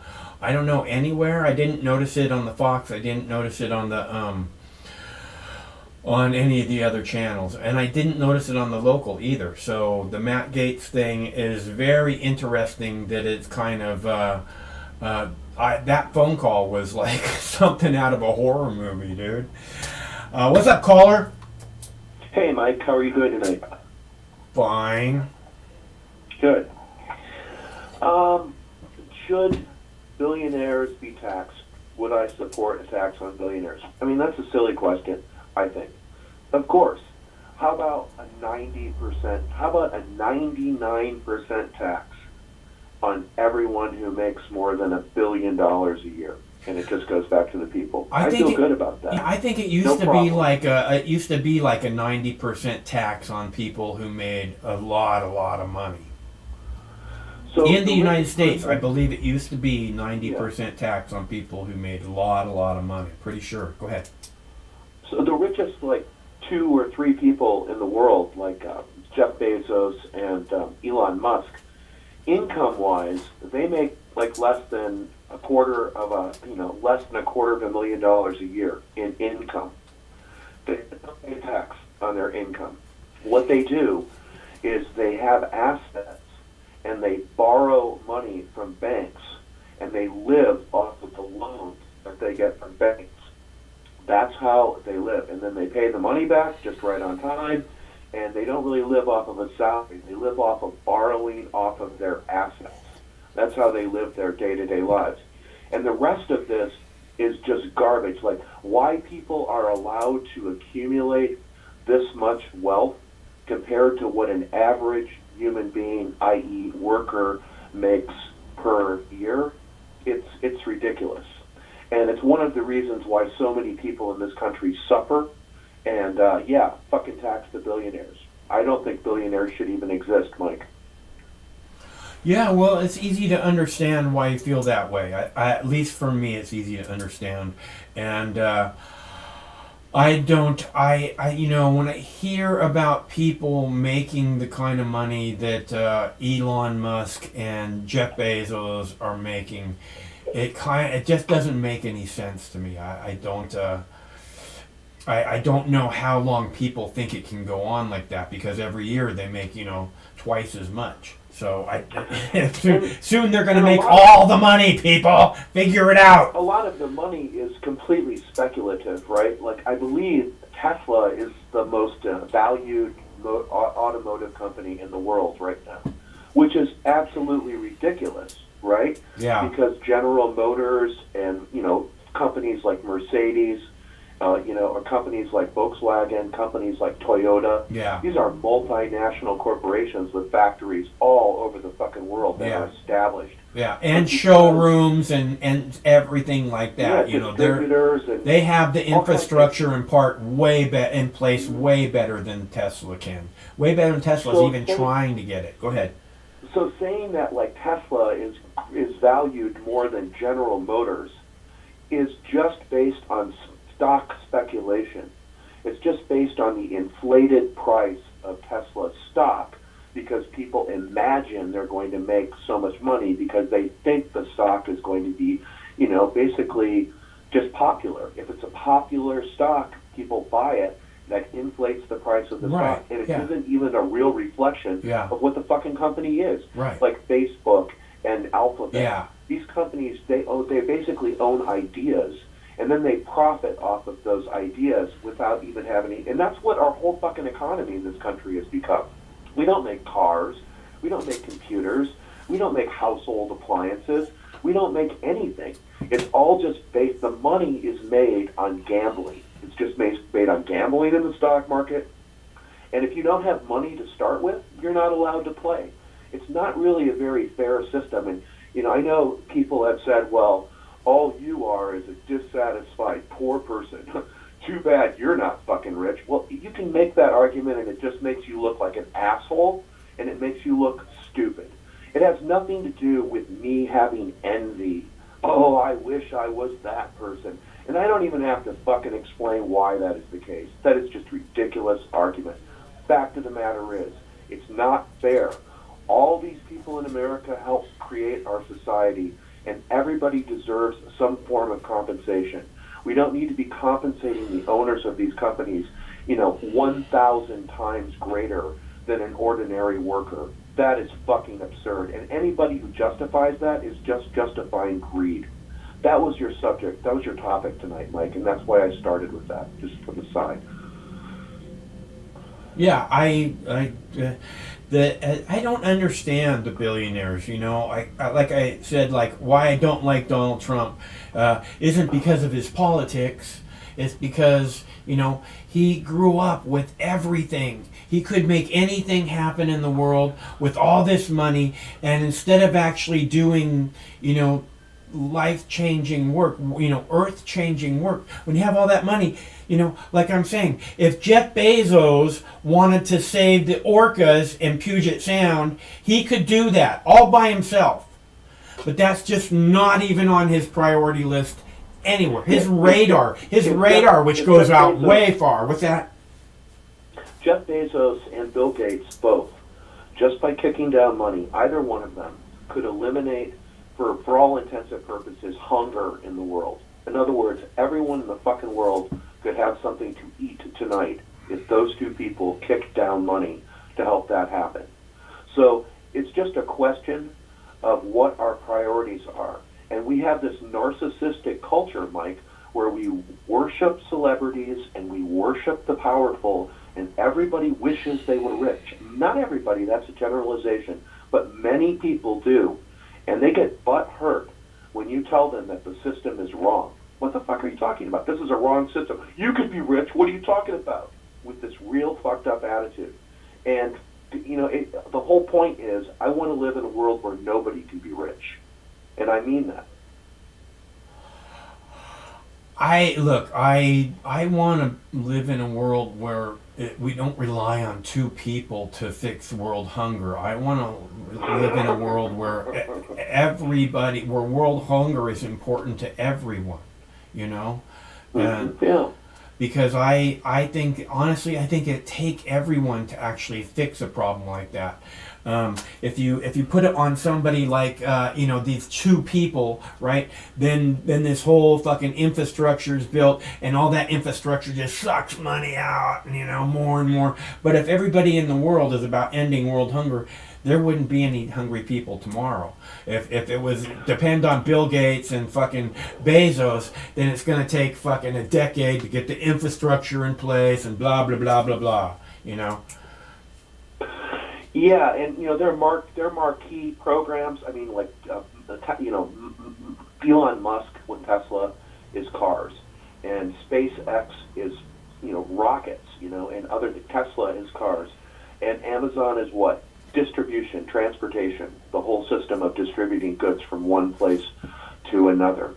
I don't know. I think that those industries, like we do. I wouldn't have a problem if the United States government created cars and we didn't have these private individuals profiting off of the whims of the stock market, and they would rationally figure out how many fucking cars they needed to build and how they were distributed without using money as a metric to determine the value of a person's life. That is the ultimate social credit score. Well, people who like to complain about China's social credit score, earlier I think Mike from Southern California said, I don't give a fuck about money. Money's just an ideal. Well, no, it isn't. Money actually defines the material conditions that people live in this world. Their psychological aspect of they can be free in prison, that's great. But in terms of their day-to-day affairs, it's determined by the race to make money. That's the primary value in our society. Look, I've talked again and again about people trading their lives for money, and I guess common. if I had a family that I needed to support and raise, I probably would have a very different perspective on this. Yes. Yeah. So okay. That enough said. No. Fair. But you said something about government cars, right? Government being the one that make the cars.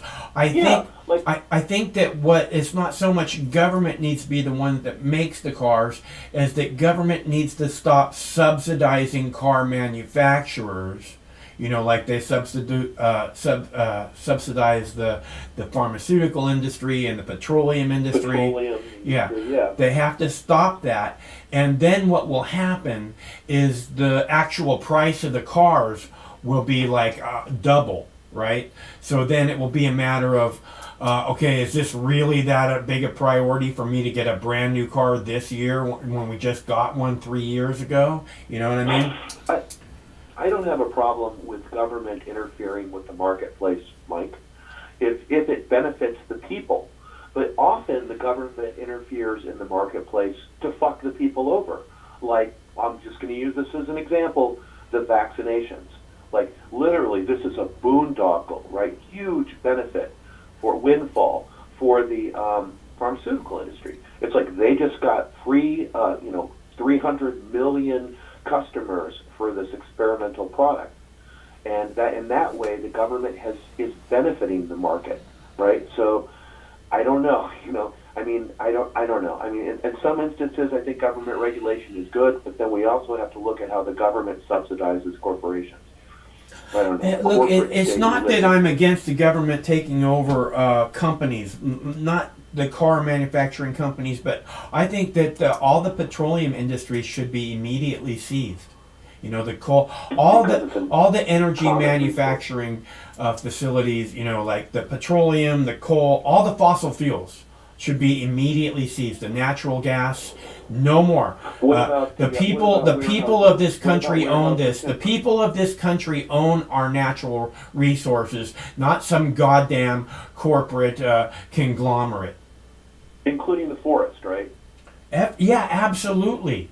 People don't understand how incredible and indispensable trees are. They just cut them down like they're a matchstick. It doesn't work that way. We're fucking the planet so hard with this, deforestation. Look what's happened in the Amazon. The entire human race is going to pay for that. Yeah, and a lot of that's for quick profit, like the people who cut the forest down for cattle grazing. Yeah. They cut the rainforest down, and then they have cattle graze it for 2 years, but the land can't sustain cattle grazing. So then they cut 5 more acres down, and they do the exact same thing. Right. And then you have 20 acres in a straight line that's been destroyed. So that's just because they're trying to make money quickly without thinking about the long-term cost of cutting down the forest. And that's part of this problem with this system, this economic system that says we don't care about the cost to the environment or even the labor, but it's the money that's the primary objective. And I think that until that changes, and people have different ways of looking at each other in the world, we're going to have problems on planet Earth, all kinds of big problems. And I think that's true. There were 2 other things, Mike, I wanted to mention real quickly. First of all, there was an article from the Associated Press that said that there's a cheap antidepressant drug that shows promising treatment for COVID-19. The drug is called fluvoxamine, all right? I can't pronounce it. But the pill would cost $4 for a course of COVID-19 treatments. By comparison, the IV treatments from Merck, the experimental treatments, are $2,000 a treatment session. And this other pill that's been promoted, the antiviral pill from Merck, would cost $700 per course. And this entire course of medicine of using this drug, fluvoxamine, would be $4 instead of $2,000 or $700. Now, what caught my attention is this is from the article. It says researchers tested antidepressant in nearly 1,500 Brazilians recently infected with coronavirus who were at risk of severe illness because of other health problems like diabetes. Half the people. I didn't touch the phone. Must be the government. Call. Hello? Sorry, Mike, that we got cut off there. But the point of this is they stopped the study, and this was in the Lancet, because they determined that this drug was working so well that they realized that it worked. And the reason it worked, and this was what caught my attention, is it's an anti-inflammatory. Yeah. So the people who are having this this myocarditis, or the inflammation of the heart, that's inflammation. And that's just, my brain just went like, inflammation, marijuana, cannabis, right? And then I found this article from Nature magazine from January of last year that said CBD, also has anti-inflammatory activity and is approved by the FDA for treatment of children with epilepsy for seizure reduction. It's been suggested CBD might alleviate COVID-19 related inflammation. So the Associated Press, I think we're reaching a new point in this COVID crisis, Mike. Yeah. They know the vaccinations don't fucking work. All the people who've been vaccinated are just as likely to fucking get COVID and just as likely to get sick. So now, after 2 years, they're starting to look at alternative treatments. The ivermectin that got discredited, the rabiprazole or whatever that got discredited. So these people have said, well, how can we treat this with an inexpensive drug? And now people are going to need treatment. Yeah. And what I don't understand is why cannabis, is not being looked at seriously by, the Associated Press, Reuters, CNN. Yeah. Once you find out that the anti-inflammatory is key to this whole thing, it seems like you would go like you did immediately to cannabis. Exactly, and so there are some studies, and okay, so the study that said that CBD and other elements elements involved in cannabis help reduce inflammation and that it could be a beneficial treatment. I read the study, or I looked at it, and I read the abstract. And at the end of the study, they said they needed more. They needed to conduct further studies to determine, like people like myself who consume cannabis 8 hours a day, 365 days a year, and how my body would respond to COVID-19, as opposed to somebody who's like an irregular user of cannabis, or who just uses it a few times a month or once a month or so on, to determine the long-term effects and the potential treatment as a therapeutic treatment for COVID. And that was the conclusion. In this study, will we be expected to provide our own cannabis, or will you be providing the cannabis? That's a good question, Mike. And the quality of the cannabis as well, like how, like you said, 23% ounce versus a 20%, 20% cannabis or 25% cannabis. I think honestly, the THC percentages are often misleading. Not that they don't actually register that level of THC. I just think that there's different qualities of THC. Like not all of them interact with the cannabinoid system on the same level. Well, I've talked to marijuana enthusiasts and who just talk about terpenes, and they don't have, and I'm suspicious of them, to be honest. I recognize that terpenes affect different things in your brain, how you sense something, or how you feel something, and different terpenes have different. I mean, it's I don't understand it, but I tend to be more on the side of I want to know the THC content, because that's primarily what I'm concerned about, as opposed to the flavor of the marijuana or the subtle nuances of it. Although I realize that's important to some people. They like apricot or. Well, if you're pressing the weed, especially, those kind of flavors come out really clean because you're not burning anything. There's no smoke, so to speak, and there's none of the greenery that gets in the way that just turns to ash. So you have basically just the crystals, and that often I think heightens the flavors. So.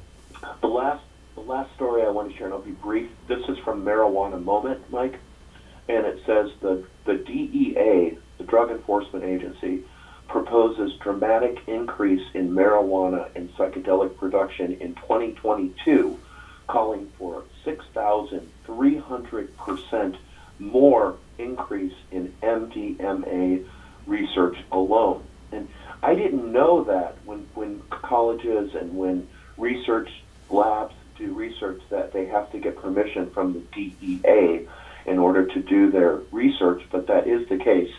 And they are increasing, it says, all drugs, but especially MDMA and cannabis and LSD and other illicit drugs, including psilocybin.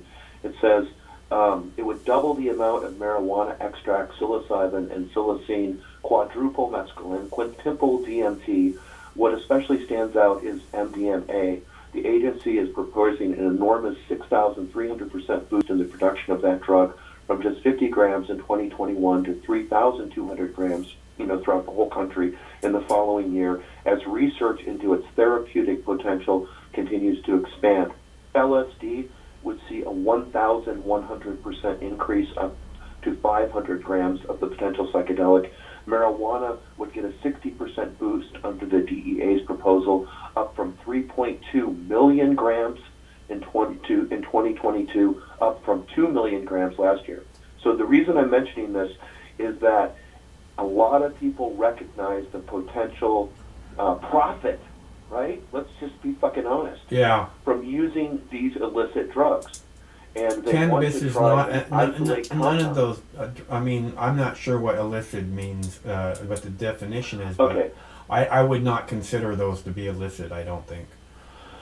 I meant by the DEA's definition. I Oh, believe okay. in most places that if you have them in your pocket, they're considered illicit Okay. substances. I Right? get what you're Not saying. that they don't have, they have therapeutic potential. Let's just call them substances. But the reason they definitely all have potential therapeutic uses, and it would be great if they were legalized and we all had access to these substances without any criminal kind of repercussions, right? That would be really cool. But I think a lot of this research is going for big pharma, so they can isolate elements of these drugs and then manufacture drugs that have just pieces of these drugs and then profit off of the pharmaceutical drugs. I guess if we had a legal market, we could compare, like people could grow mushrooms or they could, harvest peyote or whatnot and then use it in therapeutic settings and then compare it with the pharmaceutical companies. But as long as it's illegal, the pharmaceutical companies will extract what they need from the substances while they remain illegal and then sell us these pills, just like they did with Marinol. Remember that? Yeah, that was what the government, or that's what the pharmaceutical companies came up to try and act like, oh, this is the same as cannabis, only it's legal. Yeah, it was that company that Dan Quayle's family was involved with. I think it's called Lilly Pharmaceuticals. The reason I know that is my mom was sick with cancer, and I went to, in the last few months of her life, to cancer treatments with her oncologist, right? I'd be at the desk and I'd see these brochures for Marinol on the front of the, right on the desk, and cannabis was illegal in that state, right? And everybody told my mom, go ahead and you should seriously start smoking cannabis about right now to alleviate the nausea she was experiencing. But the cancer doctors were pushing this drug from a pharmaceutical company that, whatever. That's an example, Marinol. There's a million examples of the pharmaceutical companies pushing, it's like you're saying, the reason that they're upping all these, ability to get access to MDMA and LSD and all these things is because most likely they want to sensitize some kind of, pharmaceutical version of LSD. Which I believe there's really good pharmaceutical LSD right now, but I just don't think that's what would be mass marketed to the people. Right. I don't know. I mean, I guess that's an art form. I guess making very good LSD and making sure that it's uniform. Anyway. I just really hope that the Congress and the state legislatures decriminalize psychedelic drugs and allow them to be used therapeutically. People want to use them therapeutically without some threat of going to jail, which is, of course, what is going on right now. Yeah. By the way, I did used to work for Ringling Brothers and Barnum and Bailey Circus. a long time ago. And the circus was shut down, and well, it didn't shut down, they stopped performing in 2017. There were a couple reasons. One was it was expensive to transport everyone by train, and the way that their organization was set up, it wasn't really feasible, to continue working the way that they were working. The other reason is because people were not going to the circus because of animals. Yeah. Elephants and tigers and lions and camels and dogs and bears and all of those things were frowned upon, because of the People for Ethical Treatment of Animals, specifically, who boycotted the circus and, had picket lines all over the United States for years, like 25 years. And what just happened is in the last 2 weeks, actually in the last week, the owner of Ringling Brothers Circus, who's the Feld family, they said they're going to bring the circus back without animals. Huh, right? cool. And they're going to start touring again with just, acrobats and trapeze artists and that type of thing. And what it indicates is, and I'm glad, having traveled with elephants and worked with animals and as a laborer at the circus, I'm glad that that's the case. That Takeda won over time, because it was incredibly cruel and unfair, to keep an African lion caged in a box that's only like 8 feet long and 8 feet wide. Yeah, I could never stand going to zoos and stuff. It's so heartbreaking. And it kind of coincides with there was just recently the dog incident with the Fauci, and you were talking about that yesterday, about how dogs are being used for experiments in Africa, I think it was in Tunisia, and that there was foundation funding from the United States and from Fauci, so wealthy Americans supported animal research in Africa. And that's right up PETA's alley in terms of things that they're pissed off about, like mistreating animals. And it got a lot of attention in the last week. People like you love their dogs, naturally. Therefore, people get pissed off about seeing dogs brutalized for animal experimentation. And I just wanted to point out that this circus thing with Ringling Brothers Circus is another victory for animal rights activists in terms of, not abusing animals in public for money any longer. And I think we're seeing a shift in people's attitudes, where people are more empathetic towards animals and how we treat animals. And that's a good thing. Just like using drugs therapeutically, natural substances therapeutically, is also a good thing. And I think attitudes are changing. It takes 20 or 30 years for people to become aware because they're so propagandized, but they do change their minds. And I think we're seeing that. Yeah, I think that, well, I really hope so. I think that we are seeing, we've watched the 60s and the 70s and the 80s, and it was all bullshit. The drug wars are completely bullshit. And then the 90s came around, and more bullshit that's just getting old. Can't we at least have medical? And then everybody got the internet. And all these young people that are growing up with the internet, they're like, they just don't buy into the drug thing. Is just completely retarded. How many more years are we going to do a failed drug war? That's the whole thing. That's what it all boils down to. Well, as others have pointed out, it's so fucked up that Joe Biden wrote the crime bill in the 1990s that had the disparate sentencing for cocaine, right? Yeah. Kamala Harris is a prosecutor who put people in jail for cannabis distribution or possession in California when she was, and Amy Klobuchar was a prosecutor who prosecuted Africans from fucking Africa who were using a plant, cat, which they used in Somalia, a natural plant that they use in their community, and she's putting those people, black people, in jail. Right? Yeah. So even though these attitudes are changing, for some reason these politicians are, I don't know who it is. I think it's the managerial class.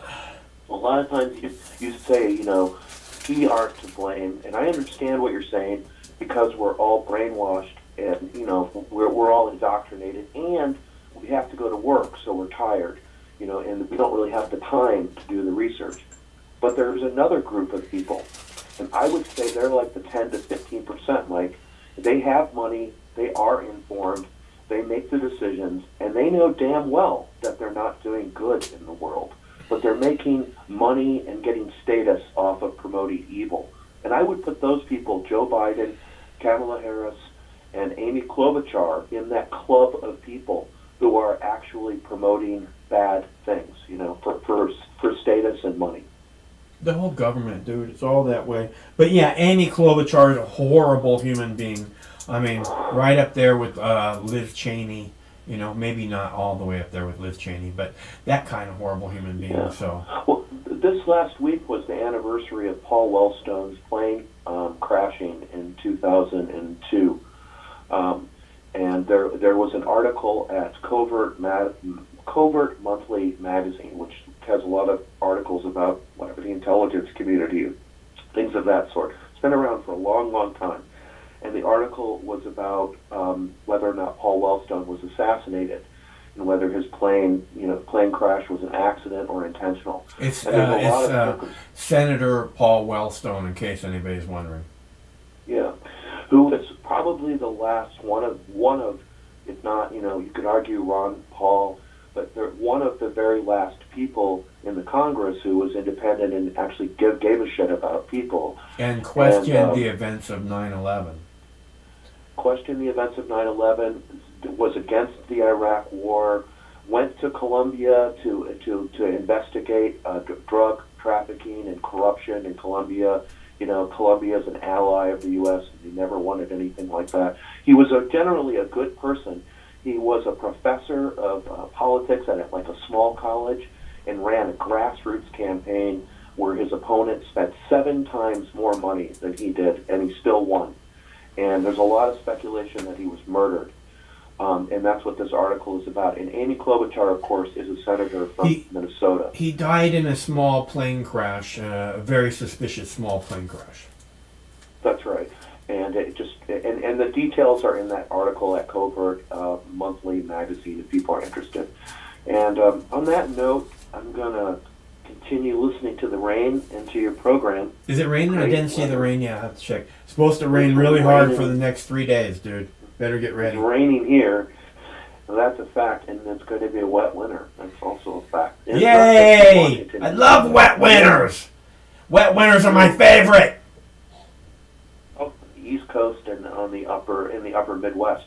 But I'd love for Pete from Rhode Island or Massachusetts to call in and tell us what the weather's like in New England. I'd be excited to hear that. I would love for each and every one of you to call in and tell us what the weather's like in your neighborhood.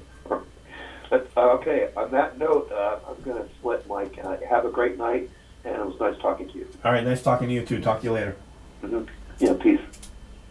All right, so what were we talking about? Oh, right, okay, government, and we were talking about government before this. We're talking about government all the time, but we were talking about, you know, government projects and such, and one of the things, the videos I got for you tonight, the senator, representative, congressman, he is vowing to fight vaccination mandates from the COVID vaccine.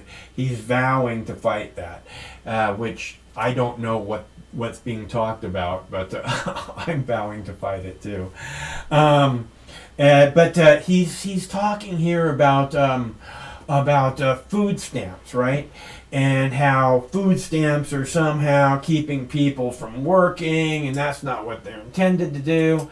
And the thing about it is that food stamps are not going to keep someone from working, because you can either have food or you can have food and some money. And I don't think most people are going to choose food. So food stamps aren't going to keep people from working, number one. Number two, from what I understand, number two, there's a lot of little kids who get food from food stamps. So whoever this congressman thinks he is, vow against mandates or what, or not. Taking food stamps are for people that are hungry, okay? And there's a reason that we make sure, or try to make sure, that when people are hungry, they have food, because we don't want them going to the grocery store to steal food because they're starving to death. We don't want them all sitting out in front of the grocery store going, please, I'm starving to death. Right? We don't want that, do we? So, and thirdly, fourthly, wherever we're at here in this discussion, hold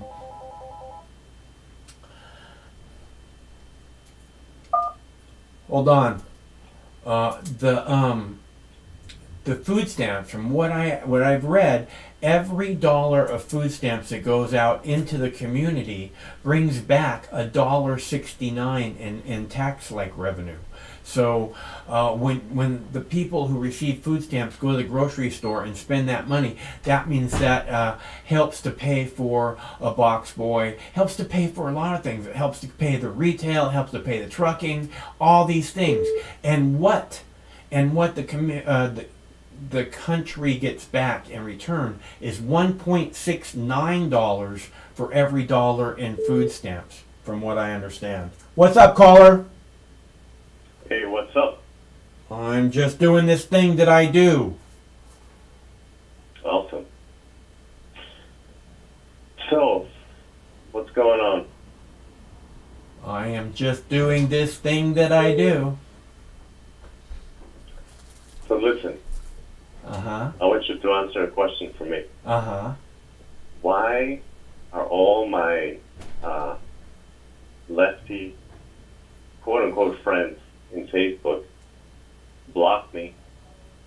Because I don't want to put a vaccine. I don't want to be force medicated by the corporations. Well, are you being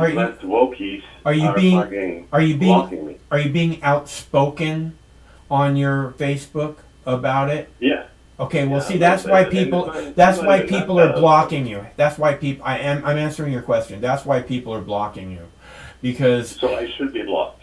No, I'm not saying that. What I'm telling you is why. You asked me why, and the reason why is the people who have been, done what they've been told to do in order to make themselves safer. They don't want to hear about how they may have made a mistake in trusting the government. Okay? They don't want to hear about, any negative thing that they've already done. You know what I mean? They've already committed to this, and now you want to make me feel like guilty or fucking like I shouldn't have done that. I shouldn't have done that. Day in, day out. I gotta hear this shit, how I shouldn't have done that. You know what I mean? So that's why they're blocking you, to answer your question. Wow. So, you know what? The other day, even my friend's daughter, she hung up the phone to me. Well, this is a really fucking retarded line of conversation. There's no reason you should be talking unless you can't save people who don't want to be saved. Okay? I can tell you that for sure. All right? Yeah, but why only the left people, some libertarians, but only the left-wing people that I know are falling for this. Why? I thought they were smart. I don't think that it's a left-right thing. I really don't. But that being said, I think that there's a lot of left-wing so-called leadership at the moment, which I don't believe. I don't believe in left-wing, right-wing. I think that people identify that way, which is stupid. But I don't believe it actually exists in the government or in the media. Yeah, no, the government, the elites don't care. But you have all these people that I thought were smarter. I mean, I used to be a lefty. They are smart. They are smart. If you thought they were smart at one time, they are smart. This is what I keep saying. These people are misled day and night and misformed day and night, and they're just, one person, two people. What is it that they can do about this fucking evil government that's out of control? It's just so much easier, instead of listening to this guy tell me about all the things I did wrong with the vaccine, I'm just going to block it all out and keep doing my life, because I can't deal. I'm already way too much stress in my life to think about this garbage all day long. It's just going to kill me, So they, and it's understandable. I mean, I don't know why I spend time thinking about this garbage. Honestly, I would much rather just be gardening and walking my dog all day. Honestly. Yeah, but it kind of bothers me. Why are these people turning like that? And I remember the days when I was in the so-called anti-vaxxer circles, right, before all this. It was mostly people that were into health, and they were left-leaning, the vast majority.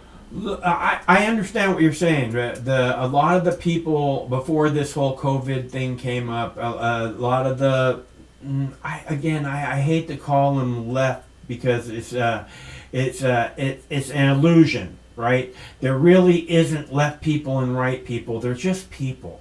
And people are trying to do what's right.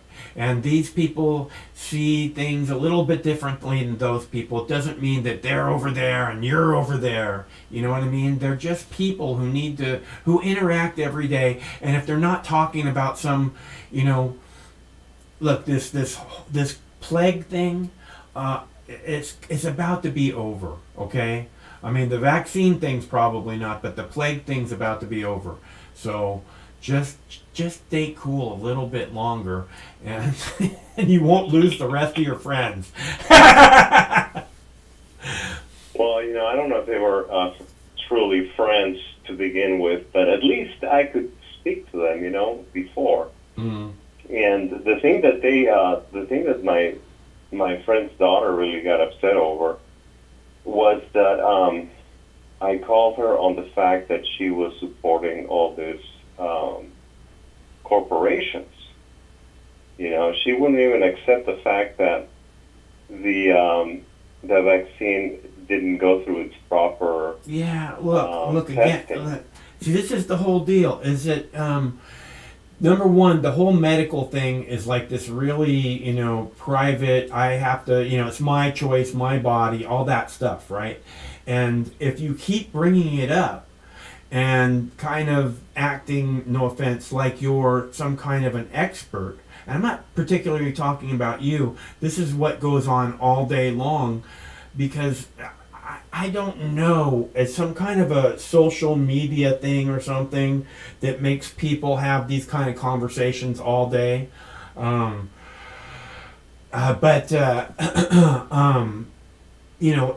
thing is that, again, the daughter, this person or that person, they don't want to be told that they're doing stuff wrong, okay? It's hard enough trying to figure out how to, maneuver from this place to that place. And if you're going, dude, you're doing it wrong, why don't you listen to me? Right? Imagine someone telling you that, I mean, it's like... Oh, people tell me that all the time. And how do you feel about those the door on them. Really? Because Because I do. I look at them and I say, I don't know who the fuck you think you are, but you better stop telling me what to do right now. Well, you're self-employed, so you don't get that much, but I'm not, so... Well, look, I get people that are trying to tell me what to do all the fucking time. But, no, this is just amazing to me, because it doesn't really take that much thinking. It's just a matter of, just realizing what this is. Well, you have to understand they're misinformed, they're misled, and they're terrified. They're scared out of their mind. I talk about the fear all the time. I talk about at the beginning of the plague, right? We're getting people calling in saying, we're all going to die, we're all going to die. I'm like, dude, I said, look, you know, the number one thing that they want more than anything is for you to be afraid and not to buy into the hyped up fear, right? So what you have to understand is even though they may not be acting like they're scared out of their wits, they're terrified on top of being misled and misinformed, you know, and that's part of what the misinformation is meant to do, is to make them scared. So you can't really blame them, man, and you gotta cut them some slack, and you gotta understand they don't want to hear this shit. No offense. I can't. I don't know. I'm not as nice as you are with them. You like them. You're. I don't like them. I don't like them. It's not that I look at. I have empathy. Okay, I feel for them. They don't know. They don't know what's happening, and they're looking. They're afraid. They don't know what's happening, and they're turning to authority figures. This is why they want you afraid, because when you're afraid and you don't know what to do next, you turn to authority figures like, you know, Joe Biden, and Joe will lead us out of here, you know, or the cops or the medical professionals or, you know, whoever the fuck it is. So they're afraid. They're being told, we're all gonna die. I mean, literally, when this plague shit started, people are calling and saying that word for word because they're scared out of their mind, okay? So they're trying to do what's right. They're trying to get through this, and you should really cut them some slack, dude.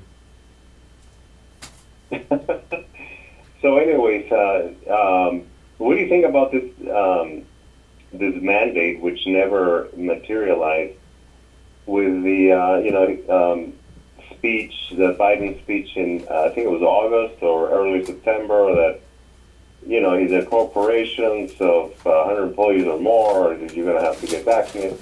Well, he never did any executive orders regarding that. He left it up to OSHA, and OSHA was supposed to declare something or other in the beginning of October, but they never did. I mean, I guess they're still working on it. What's your take on that? Do you think they're going to go all the way, or they're backing away? I think, again, this is going to be over really soon. I think what we're going to hear is more and more protest about this, and more governments having to give in, especially with this supply chain problem that we're having, which is complete and utter bullshit is happening.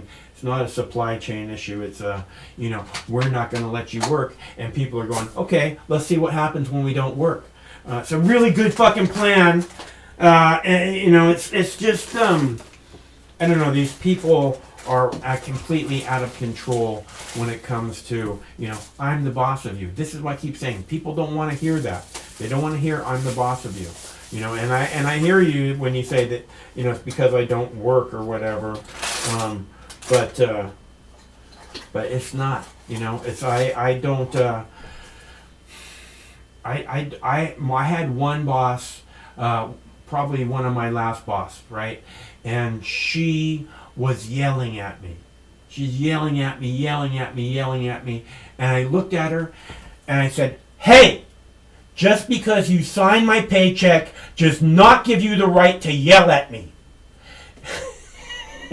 She immediately broke into tears and ran out of the building. Oh, shit. Oh, wow. So, I'm telling you, it's not because... So you really think you're bullish about this? You think this is almost over? They've run out of steam? Here's what I think. I think that the election is coming up. The 2024 election is coming up like a fucking a train, and that if this whole, we haven't fixed the plague yet, we have to be so it's not gonna, there's no way they're gonna have a route to election. So yeah, the plague's gotta end, because they're gonna start campaigning in the next 8 months, would be my guess, like right after the 22, they're going to start campaigning really, really soon, like the next 8 months or so. And by the time they get into any kind of campaigning, it's going to have pretty much fizzled out, in my opinion.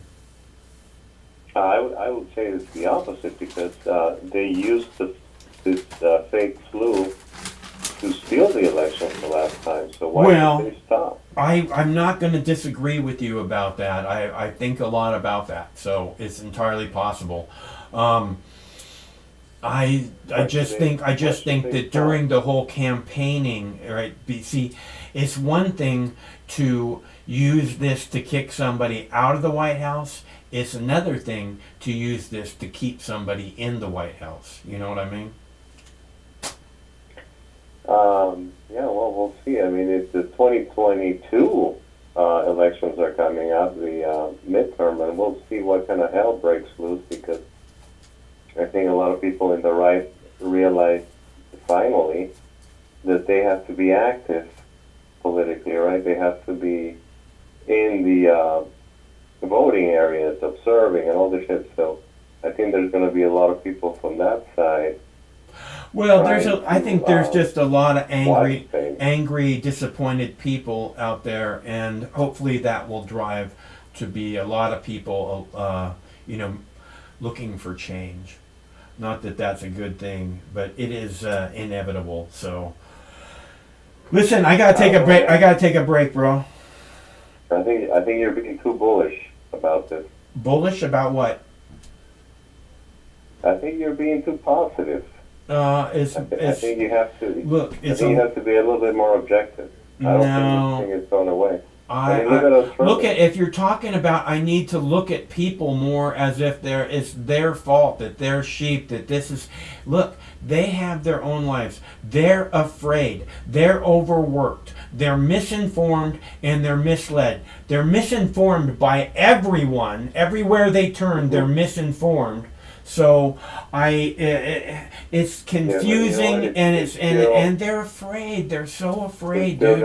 I can't imagine how afraid people who have little children are in the middle of a fucking plague.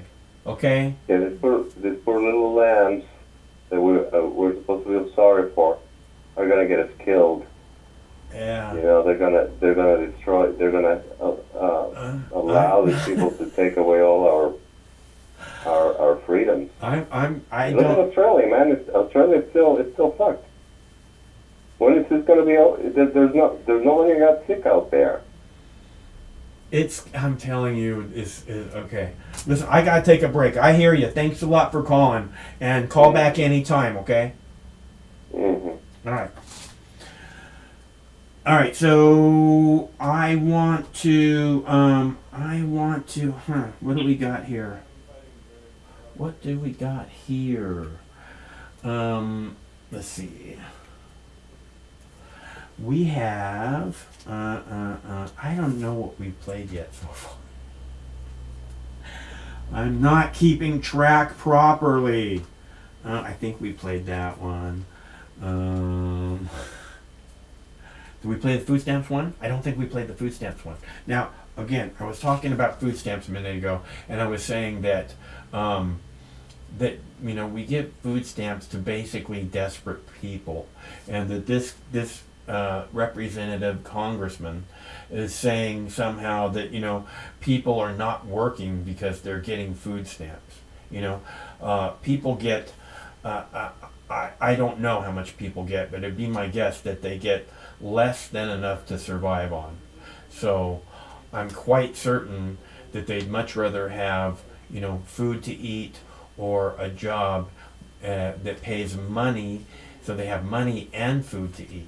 I'm sure they'd rather have the money and the food to eat, and keeps people from stealing. It keeps people from standing out in front of the stores begging. It keeps people employed. Every dollar of food stamps spent, the government gets the gross national income gets $1.6 back, $1.69 back, from what I understand, which to me is just a no-brainer. Everybody should get food stamps, right? That's what makes the most sense to me. I mean, if you're under, let's say $50,000 a year, here's an extra $100 a month for food. I think that would probably make a difference in a lot of people's lives. So, and the gross national product or whatever would get $1.69 back in return for every dollar. It is a no-brainer, I'm telling you. Okay, so food stamps are evil. Coming right up here. While some state and city leaders have chosen to enforce Biden's draconian vaccine mandates, many Republican governors are vowing to fight back. Well, Republican Nebraska Governor Pete Ricketts is fighting back, and he's here with us. Sir, thank you for joining us. A couple of big names in the fight, the Republican governors pushing back: DeSantis, Abbott, Ricketts. Tell us about it. Yeah, absolutely. The vaccine mandate is a huge abuse of federal power. I mean, don't get me wrong, vaccines are our best defense against the virus, but this should be something that is a personal healthcare choice, not something that is mandated by the federal government. No American worker should ever have to make the choice between a shot they don't want and feeding their family. It's simply outrageous, and it is a huge expansion of federal power. If it's allowed to stand, it will set a precedent going forward for what presidents can do as far as declaring emergencies. So my colleagues and I have been working with attorneys general across the country to be able to block this rule. As soon as OSHA publishes them, we'll be on top of it, taking them to court. That's the way they have to do it. They have to do it through OSHA, don't they? Sneakily. Yeah, that's how they're doing it. In fact, that's just one avenue. And OSHA was never designed to do this. It's supposed to be workplace safety, not to enforce some emergency, dictate from a tyrannical administration. So this really is stepping way outside the bounds of what OSHA was meant to do. And we're also going to be taking a look at what the Medicare and Medicaid rules are with regard to when those come out, trying to force people taking Medicare and Medicaid dollars to force a vaccine mandate as well. So we'll be looking to take them to court on that aspect, get an injunction, and then, of course, we expect that we'll be successful in court because this is really not what these systems are designed to do. Indeed, indeed. Governor, I know that another issue that's hot on your table, on a very busy desk, folks. Take a look at his desk when you take that shot again. On your desk, you have some issues with the SNAP program. Tell us about it. Yeah, absolutely. So this is really what government is supposed to do, right? We offer our job coaches in our Department of Labor to our families on the SNAP program, the Supplemental Nutritional Assistance Program, otherwise known as food stamps. And the whole idea is that we all know this was supposed to be temporary assistance and that people want to have a better quality of life and not to be stuck on government assistance. So what our job coaches do is work with families to be able to get better jobs. We've been able to help about 40% of the families who have joined the program get a better job. And on average, their income has gone up $22,843 a year, or a little over $1,900 a month. That's life-changing. It's been stories like a gentleman who was unemployed, had 2 kids at home, one on the way. We were able to help him get his CDL, and now he's making $4,600 a month. Another woman was working, nights and weekends, making $900 a month. We got her a job, $2,700 a month with pension benefits, vacation time, all that. So Governor, it really can help improve the quality of life of the folks who are willing to work for it. Governor, we appreciate your time. Again, that man is a busy man. Look at that desk behind him. Governor Pete Ricketts, we appreciate your time, sir. Great. Thanks, Eric. All right, coming up.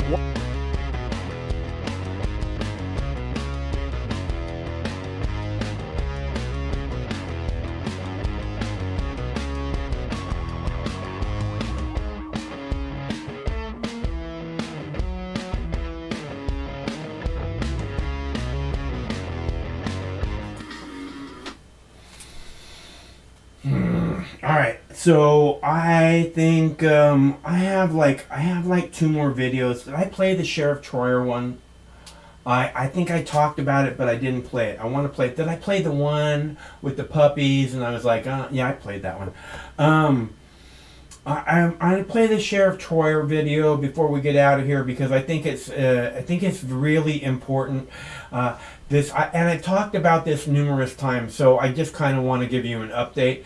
This Sheriff Troyer guy, who's some kind of like a real public figurehead, right? Like when they have to have somebody be like the voice of the department, this guy would talk a lot to the news media, and he this newspaper man, black newspaper man, which is really weird. I didn't even know there were newspaper people anymore.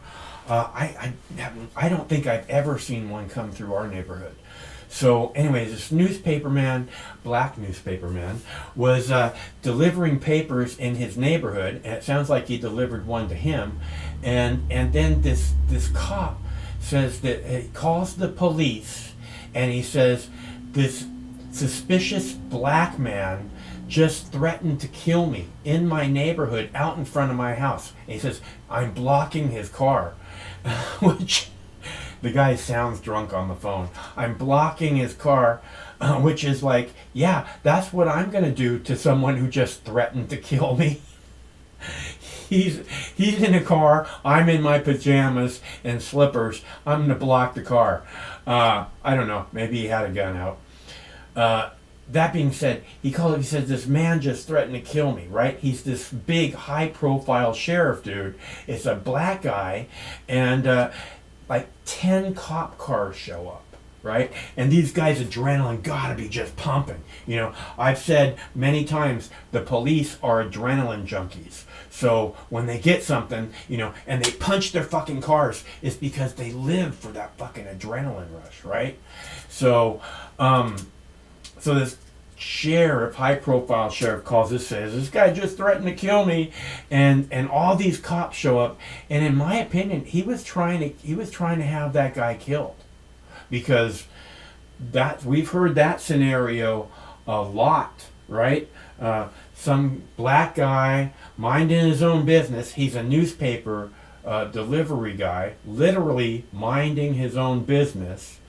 And all of a sudden, this guy is calling the cops on him, high-profile police officer, sheriff, saying, but he sounds really fucked up, so I don't know why anyone would listen to him, except for he's a sheriff. Okay, I'm going to play that video for you right now, because, like I said, I've talked about it numerous times, and I just thought we should have an update on it. The Pierce County Sheriff's future is now in the hands of the County Council after an independent investigation. That investigation into Sheriff Ed Troyer's actions say he violated department policies during an incident involving a newspaper carrier who is black. Como's Theron Zahn has the latest. The independent investigation report is nearly 50 pages long and took 6 months to finish. It found that Sheriff Ed Troyer violated several Pierce County Sheriff's Department policies and standards when he followed and confronted black newspaper carrier Cedric Altheimer while he was doing his early morning deliveries back in January. We talked with Troyer's attorney. We always have to be worried about a political motivation, whether it's an attorney general running for office or a independent investigation that's done on behalf of politicians. During the confrontation, Sheriff Troyer made an emergency call that brought a huge police response to his neighborhood in Tacoma. Investigators say they could not find evidence to back up Troyer's claim that Altheimer threatened to kill him. The investigation found that a reasonable person could conclude that Troyer showed an improper bias in his confrontation. He didn't make a false statement. He didn't lie.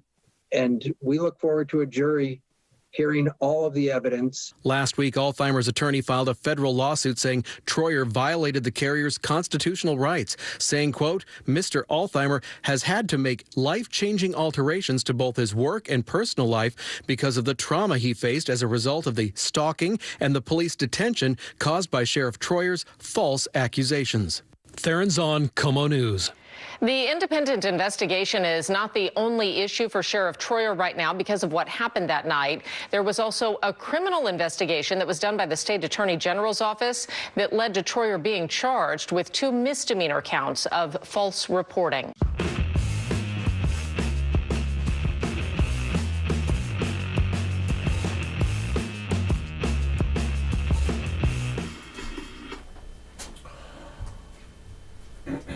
Anyways, I thought that that's actually a really important story because I think it gives insight into who the police think they are.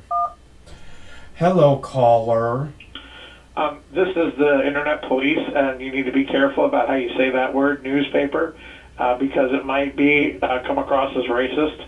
The newspaper sounds like you're talking about a paper news, and because the story is about a black gentleman, it's not a good thing to call it a newspaper. Thank you. Newspaper. Newspaper. Just be what it careful how is. you It's a say it, newspaper. Newspaper. News, not Newspaper. news. The noose. That's a noose around a piece of paper. We don't want to talk about that. Remember the last I'm time not. You are. You're the only one talking about that. garage? Not me. It's kind You're of the creepy. only one talking about that. Just be careful that we don't get censored. So, yeah. Well, then you should stop talking about this, shouldn't you? Well, I just wanted to make sure, because the next thing you're going to get fucking, what's his name, Whisper Doctor fucking Dundee calling up going, oh, Mike's a racist, and we don't want that. Good, you bring it on, buddy. Yeah, you know. Okay, bye. It's a newspaper. Don't tell me how to say things. It's a newspaper. Newspaper. Newspaper. That's what I've been saying. Okay, so, newspaper, newspaper. Yeah, bring it on, Whisper. I got your newspaper right here, Whisper. Okay, so I want to play this other video about the banking thing. They were talking about how they were going to snoop through everybody's bank account for anybody who made purchases over $600, going to be reported to the IRS, and they were going to look at it and see blah, blah, blah. That was going to be in this whole infrastructure, this like multi-trillion-dollar bill that they keep talking about having trouble passing. And apparently it has been pulled from the bill. Now, I thought that wasn't going to be in the bill. I didn't realize that was already in the bill. That's a little scary. That should be something that's been a lot more talked about if it's actually going to be in there. But they pulled it, so that seems like a good thing. I'm so tired of government. I don't know. I really think we're going to have to find something different to talk about. It was one of the most controversial elements in the massive social spending package the White House has been trying to hammer out on Capitol Hill. A plan to make banks funnel data about your personal accounts to the IRS. Now it's gone from the package. St. Clair national correspondent James Rosen tells us how and why.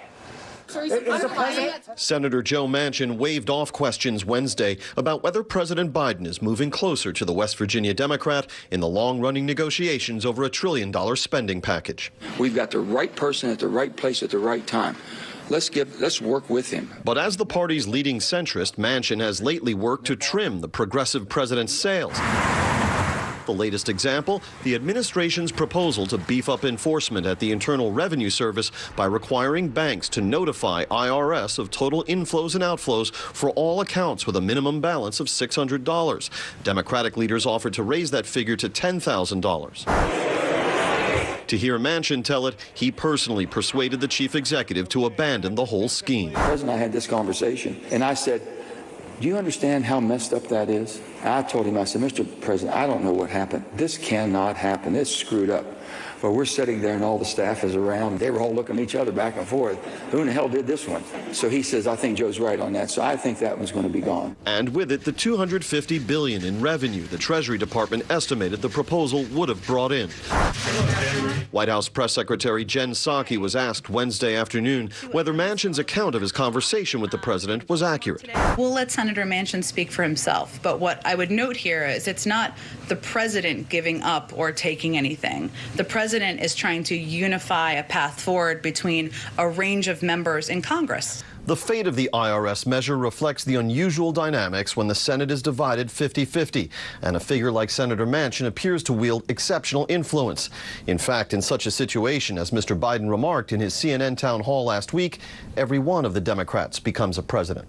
On Capitol Hill, James Rosen.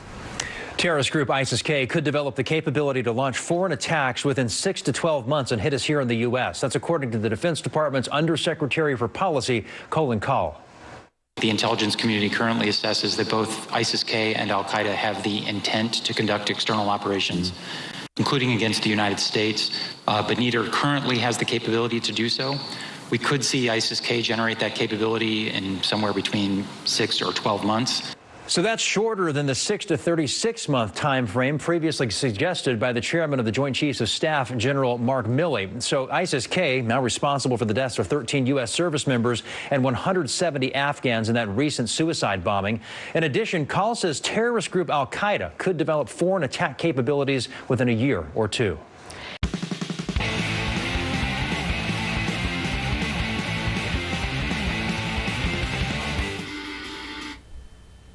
The Al-Qaeda's coming for you. ISIS-K. Why don't we just call them Special K?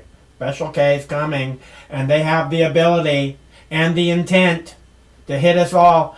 How can they have the ability, this little tiny group of nobodies, how can they have the ability to hit the world's only superpower, right? Oh, they're going to have the ability in 3 to 6 months. So I guess that we should expect an attack in the next month because, oh, well, we thought it was going to be 3 months. That's what I'm hearing is they have the ability to do this. It's going to happen. Can you hear us setting this up in your mind so that you know this is going to happen? It's going to happen. It's back there in the back of your mind. You know it's going to happen. You know it could happen. You know they have the ability to do it, and they have the intent. It could happen. These people are evil. And if there actually is terrorists, let's say that there actually is terrorists, right?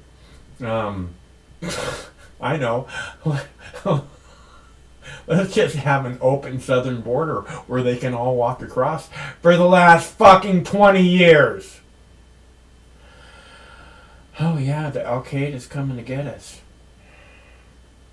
They have the ability in the next 6 months. Are you kidding me? The border's been wide open for 20 fucking years.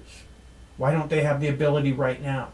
Because we haven't given them enough money and supplies to be able to do it? Pentagon, CIA. You have to have the ability and the intent. Keep your eyes open, people. See something, say something. All right, boys and girls, we have no callers. All right, we have no callers. Nope, we got no callers. So we do this every Monday through Friday at 7 p.m. Pacific time, which means we'll be back tomorrow, same Lux time, same Lux channel. We'd love to have you there. So until then, stay cool, because one of these days, this war is going to end. Stay cool till then. No matter which mouth you feed on a two-headed snake, it still shits the same turd. But lucky for you, you have Mox News. More than 10 years. More than 60,000 videos. Mox News has been filtering the nonsense and illuminating the bullshit from your mainstream media. Turn off your TV and turn on to Mox News.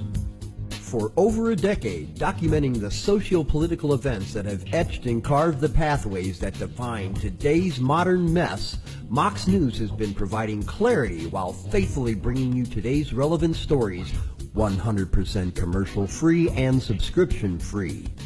And just like Lady Liberty vows to remain free. But at this time, we're asking you for your help, your patronage, and your support to keep the lights on and the videos rolling. For less than 17 cents per day, you can become a basic subscriber, knowing that your donation is truly making a difference that will help continue bringing the news stories that make a difference in your life. Turn on, tune in, and drop a couple dimes today by clicking the link below or visiting moxnews.com and show your support at any level. From a single one-time donation or dedicated monthly subscriber, do it now in less than 2 minutes. All donations are safe, securely processed, and verified using PayPal, Visa, MasterCard, American Express, or Discover Card. As always, we're sure you'll find something of interest each and every day. This holiday season, give the gift of Mox. moxnews.com.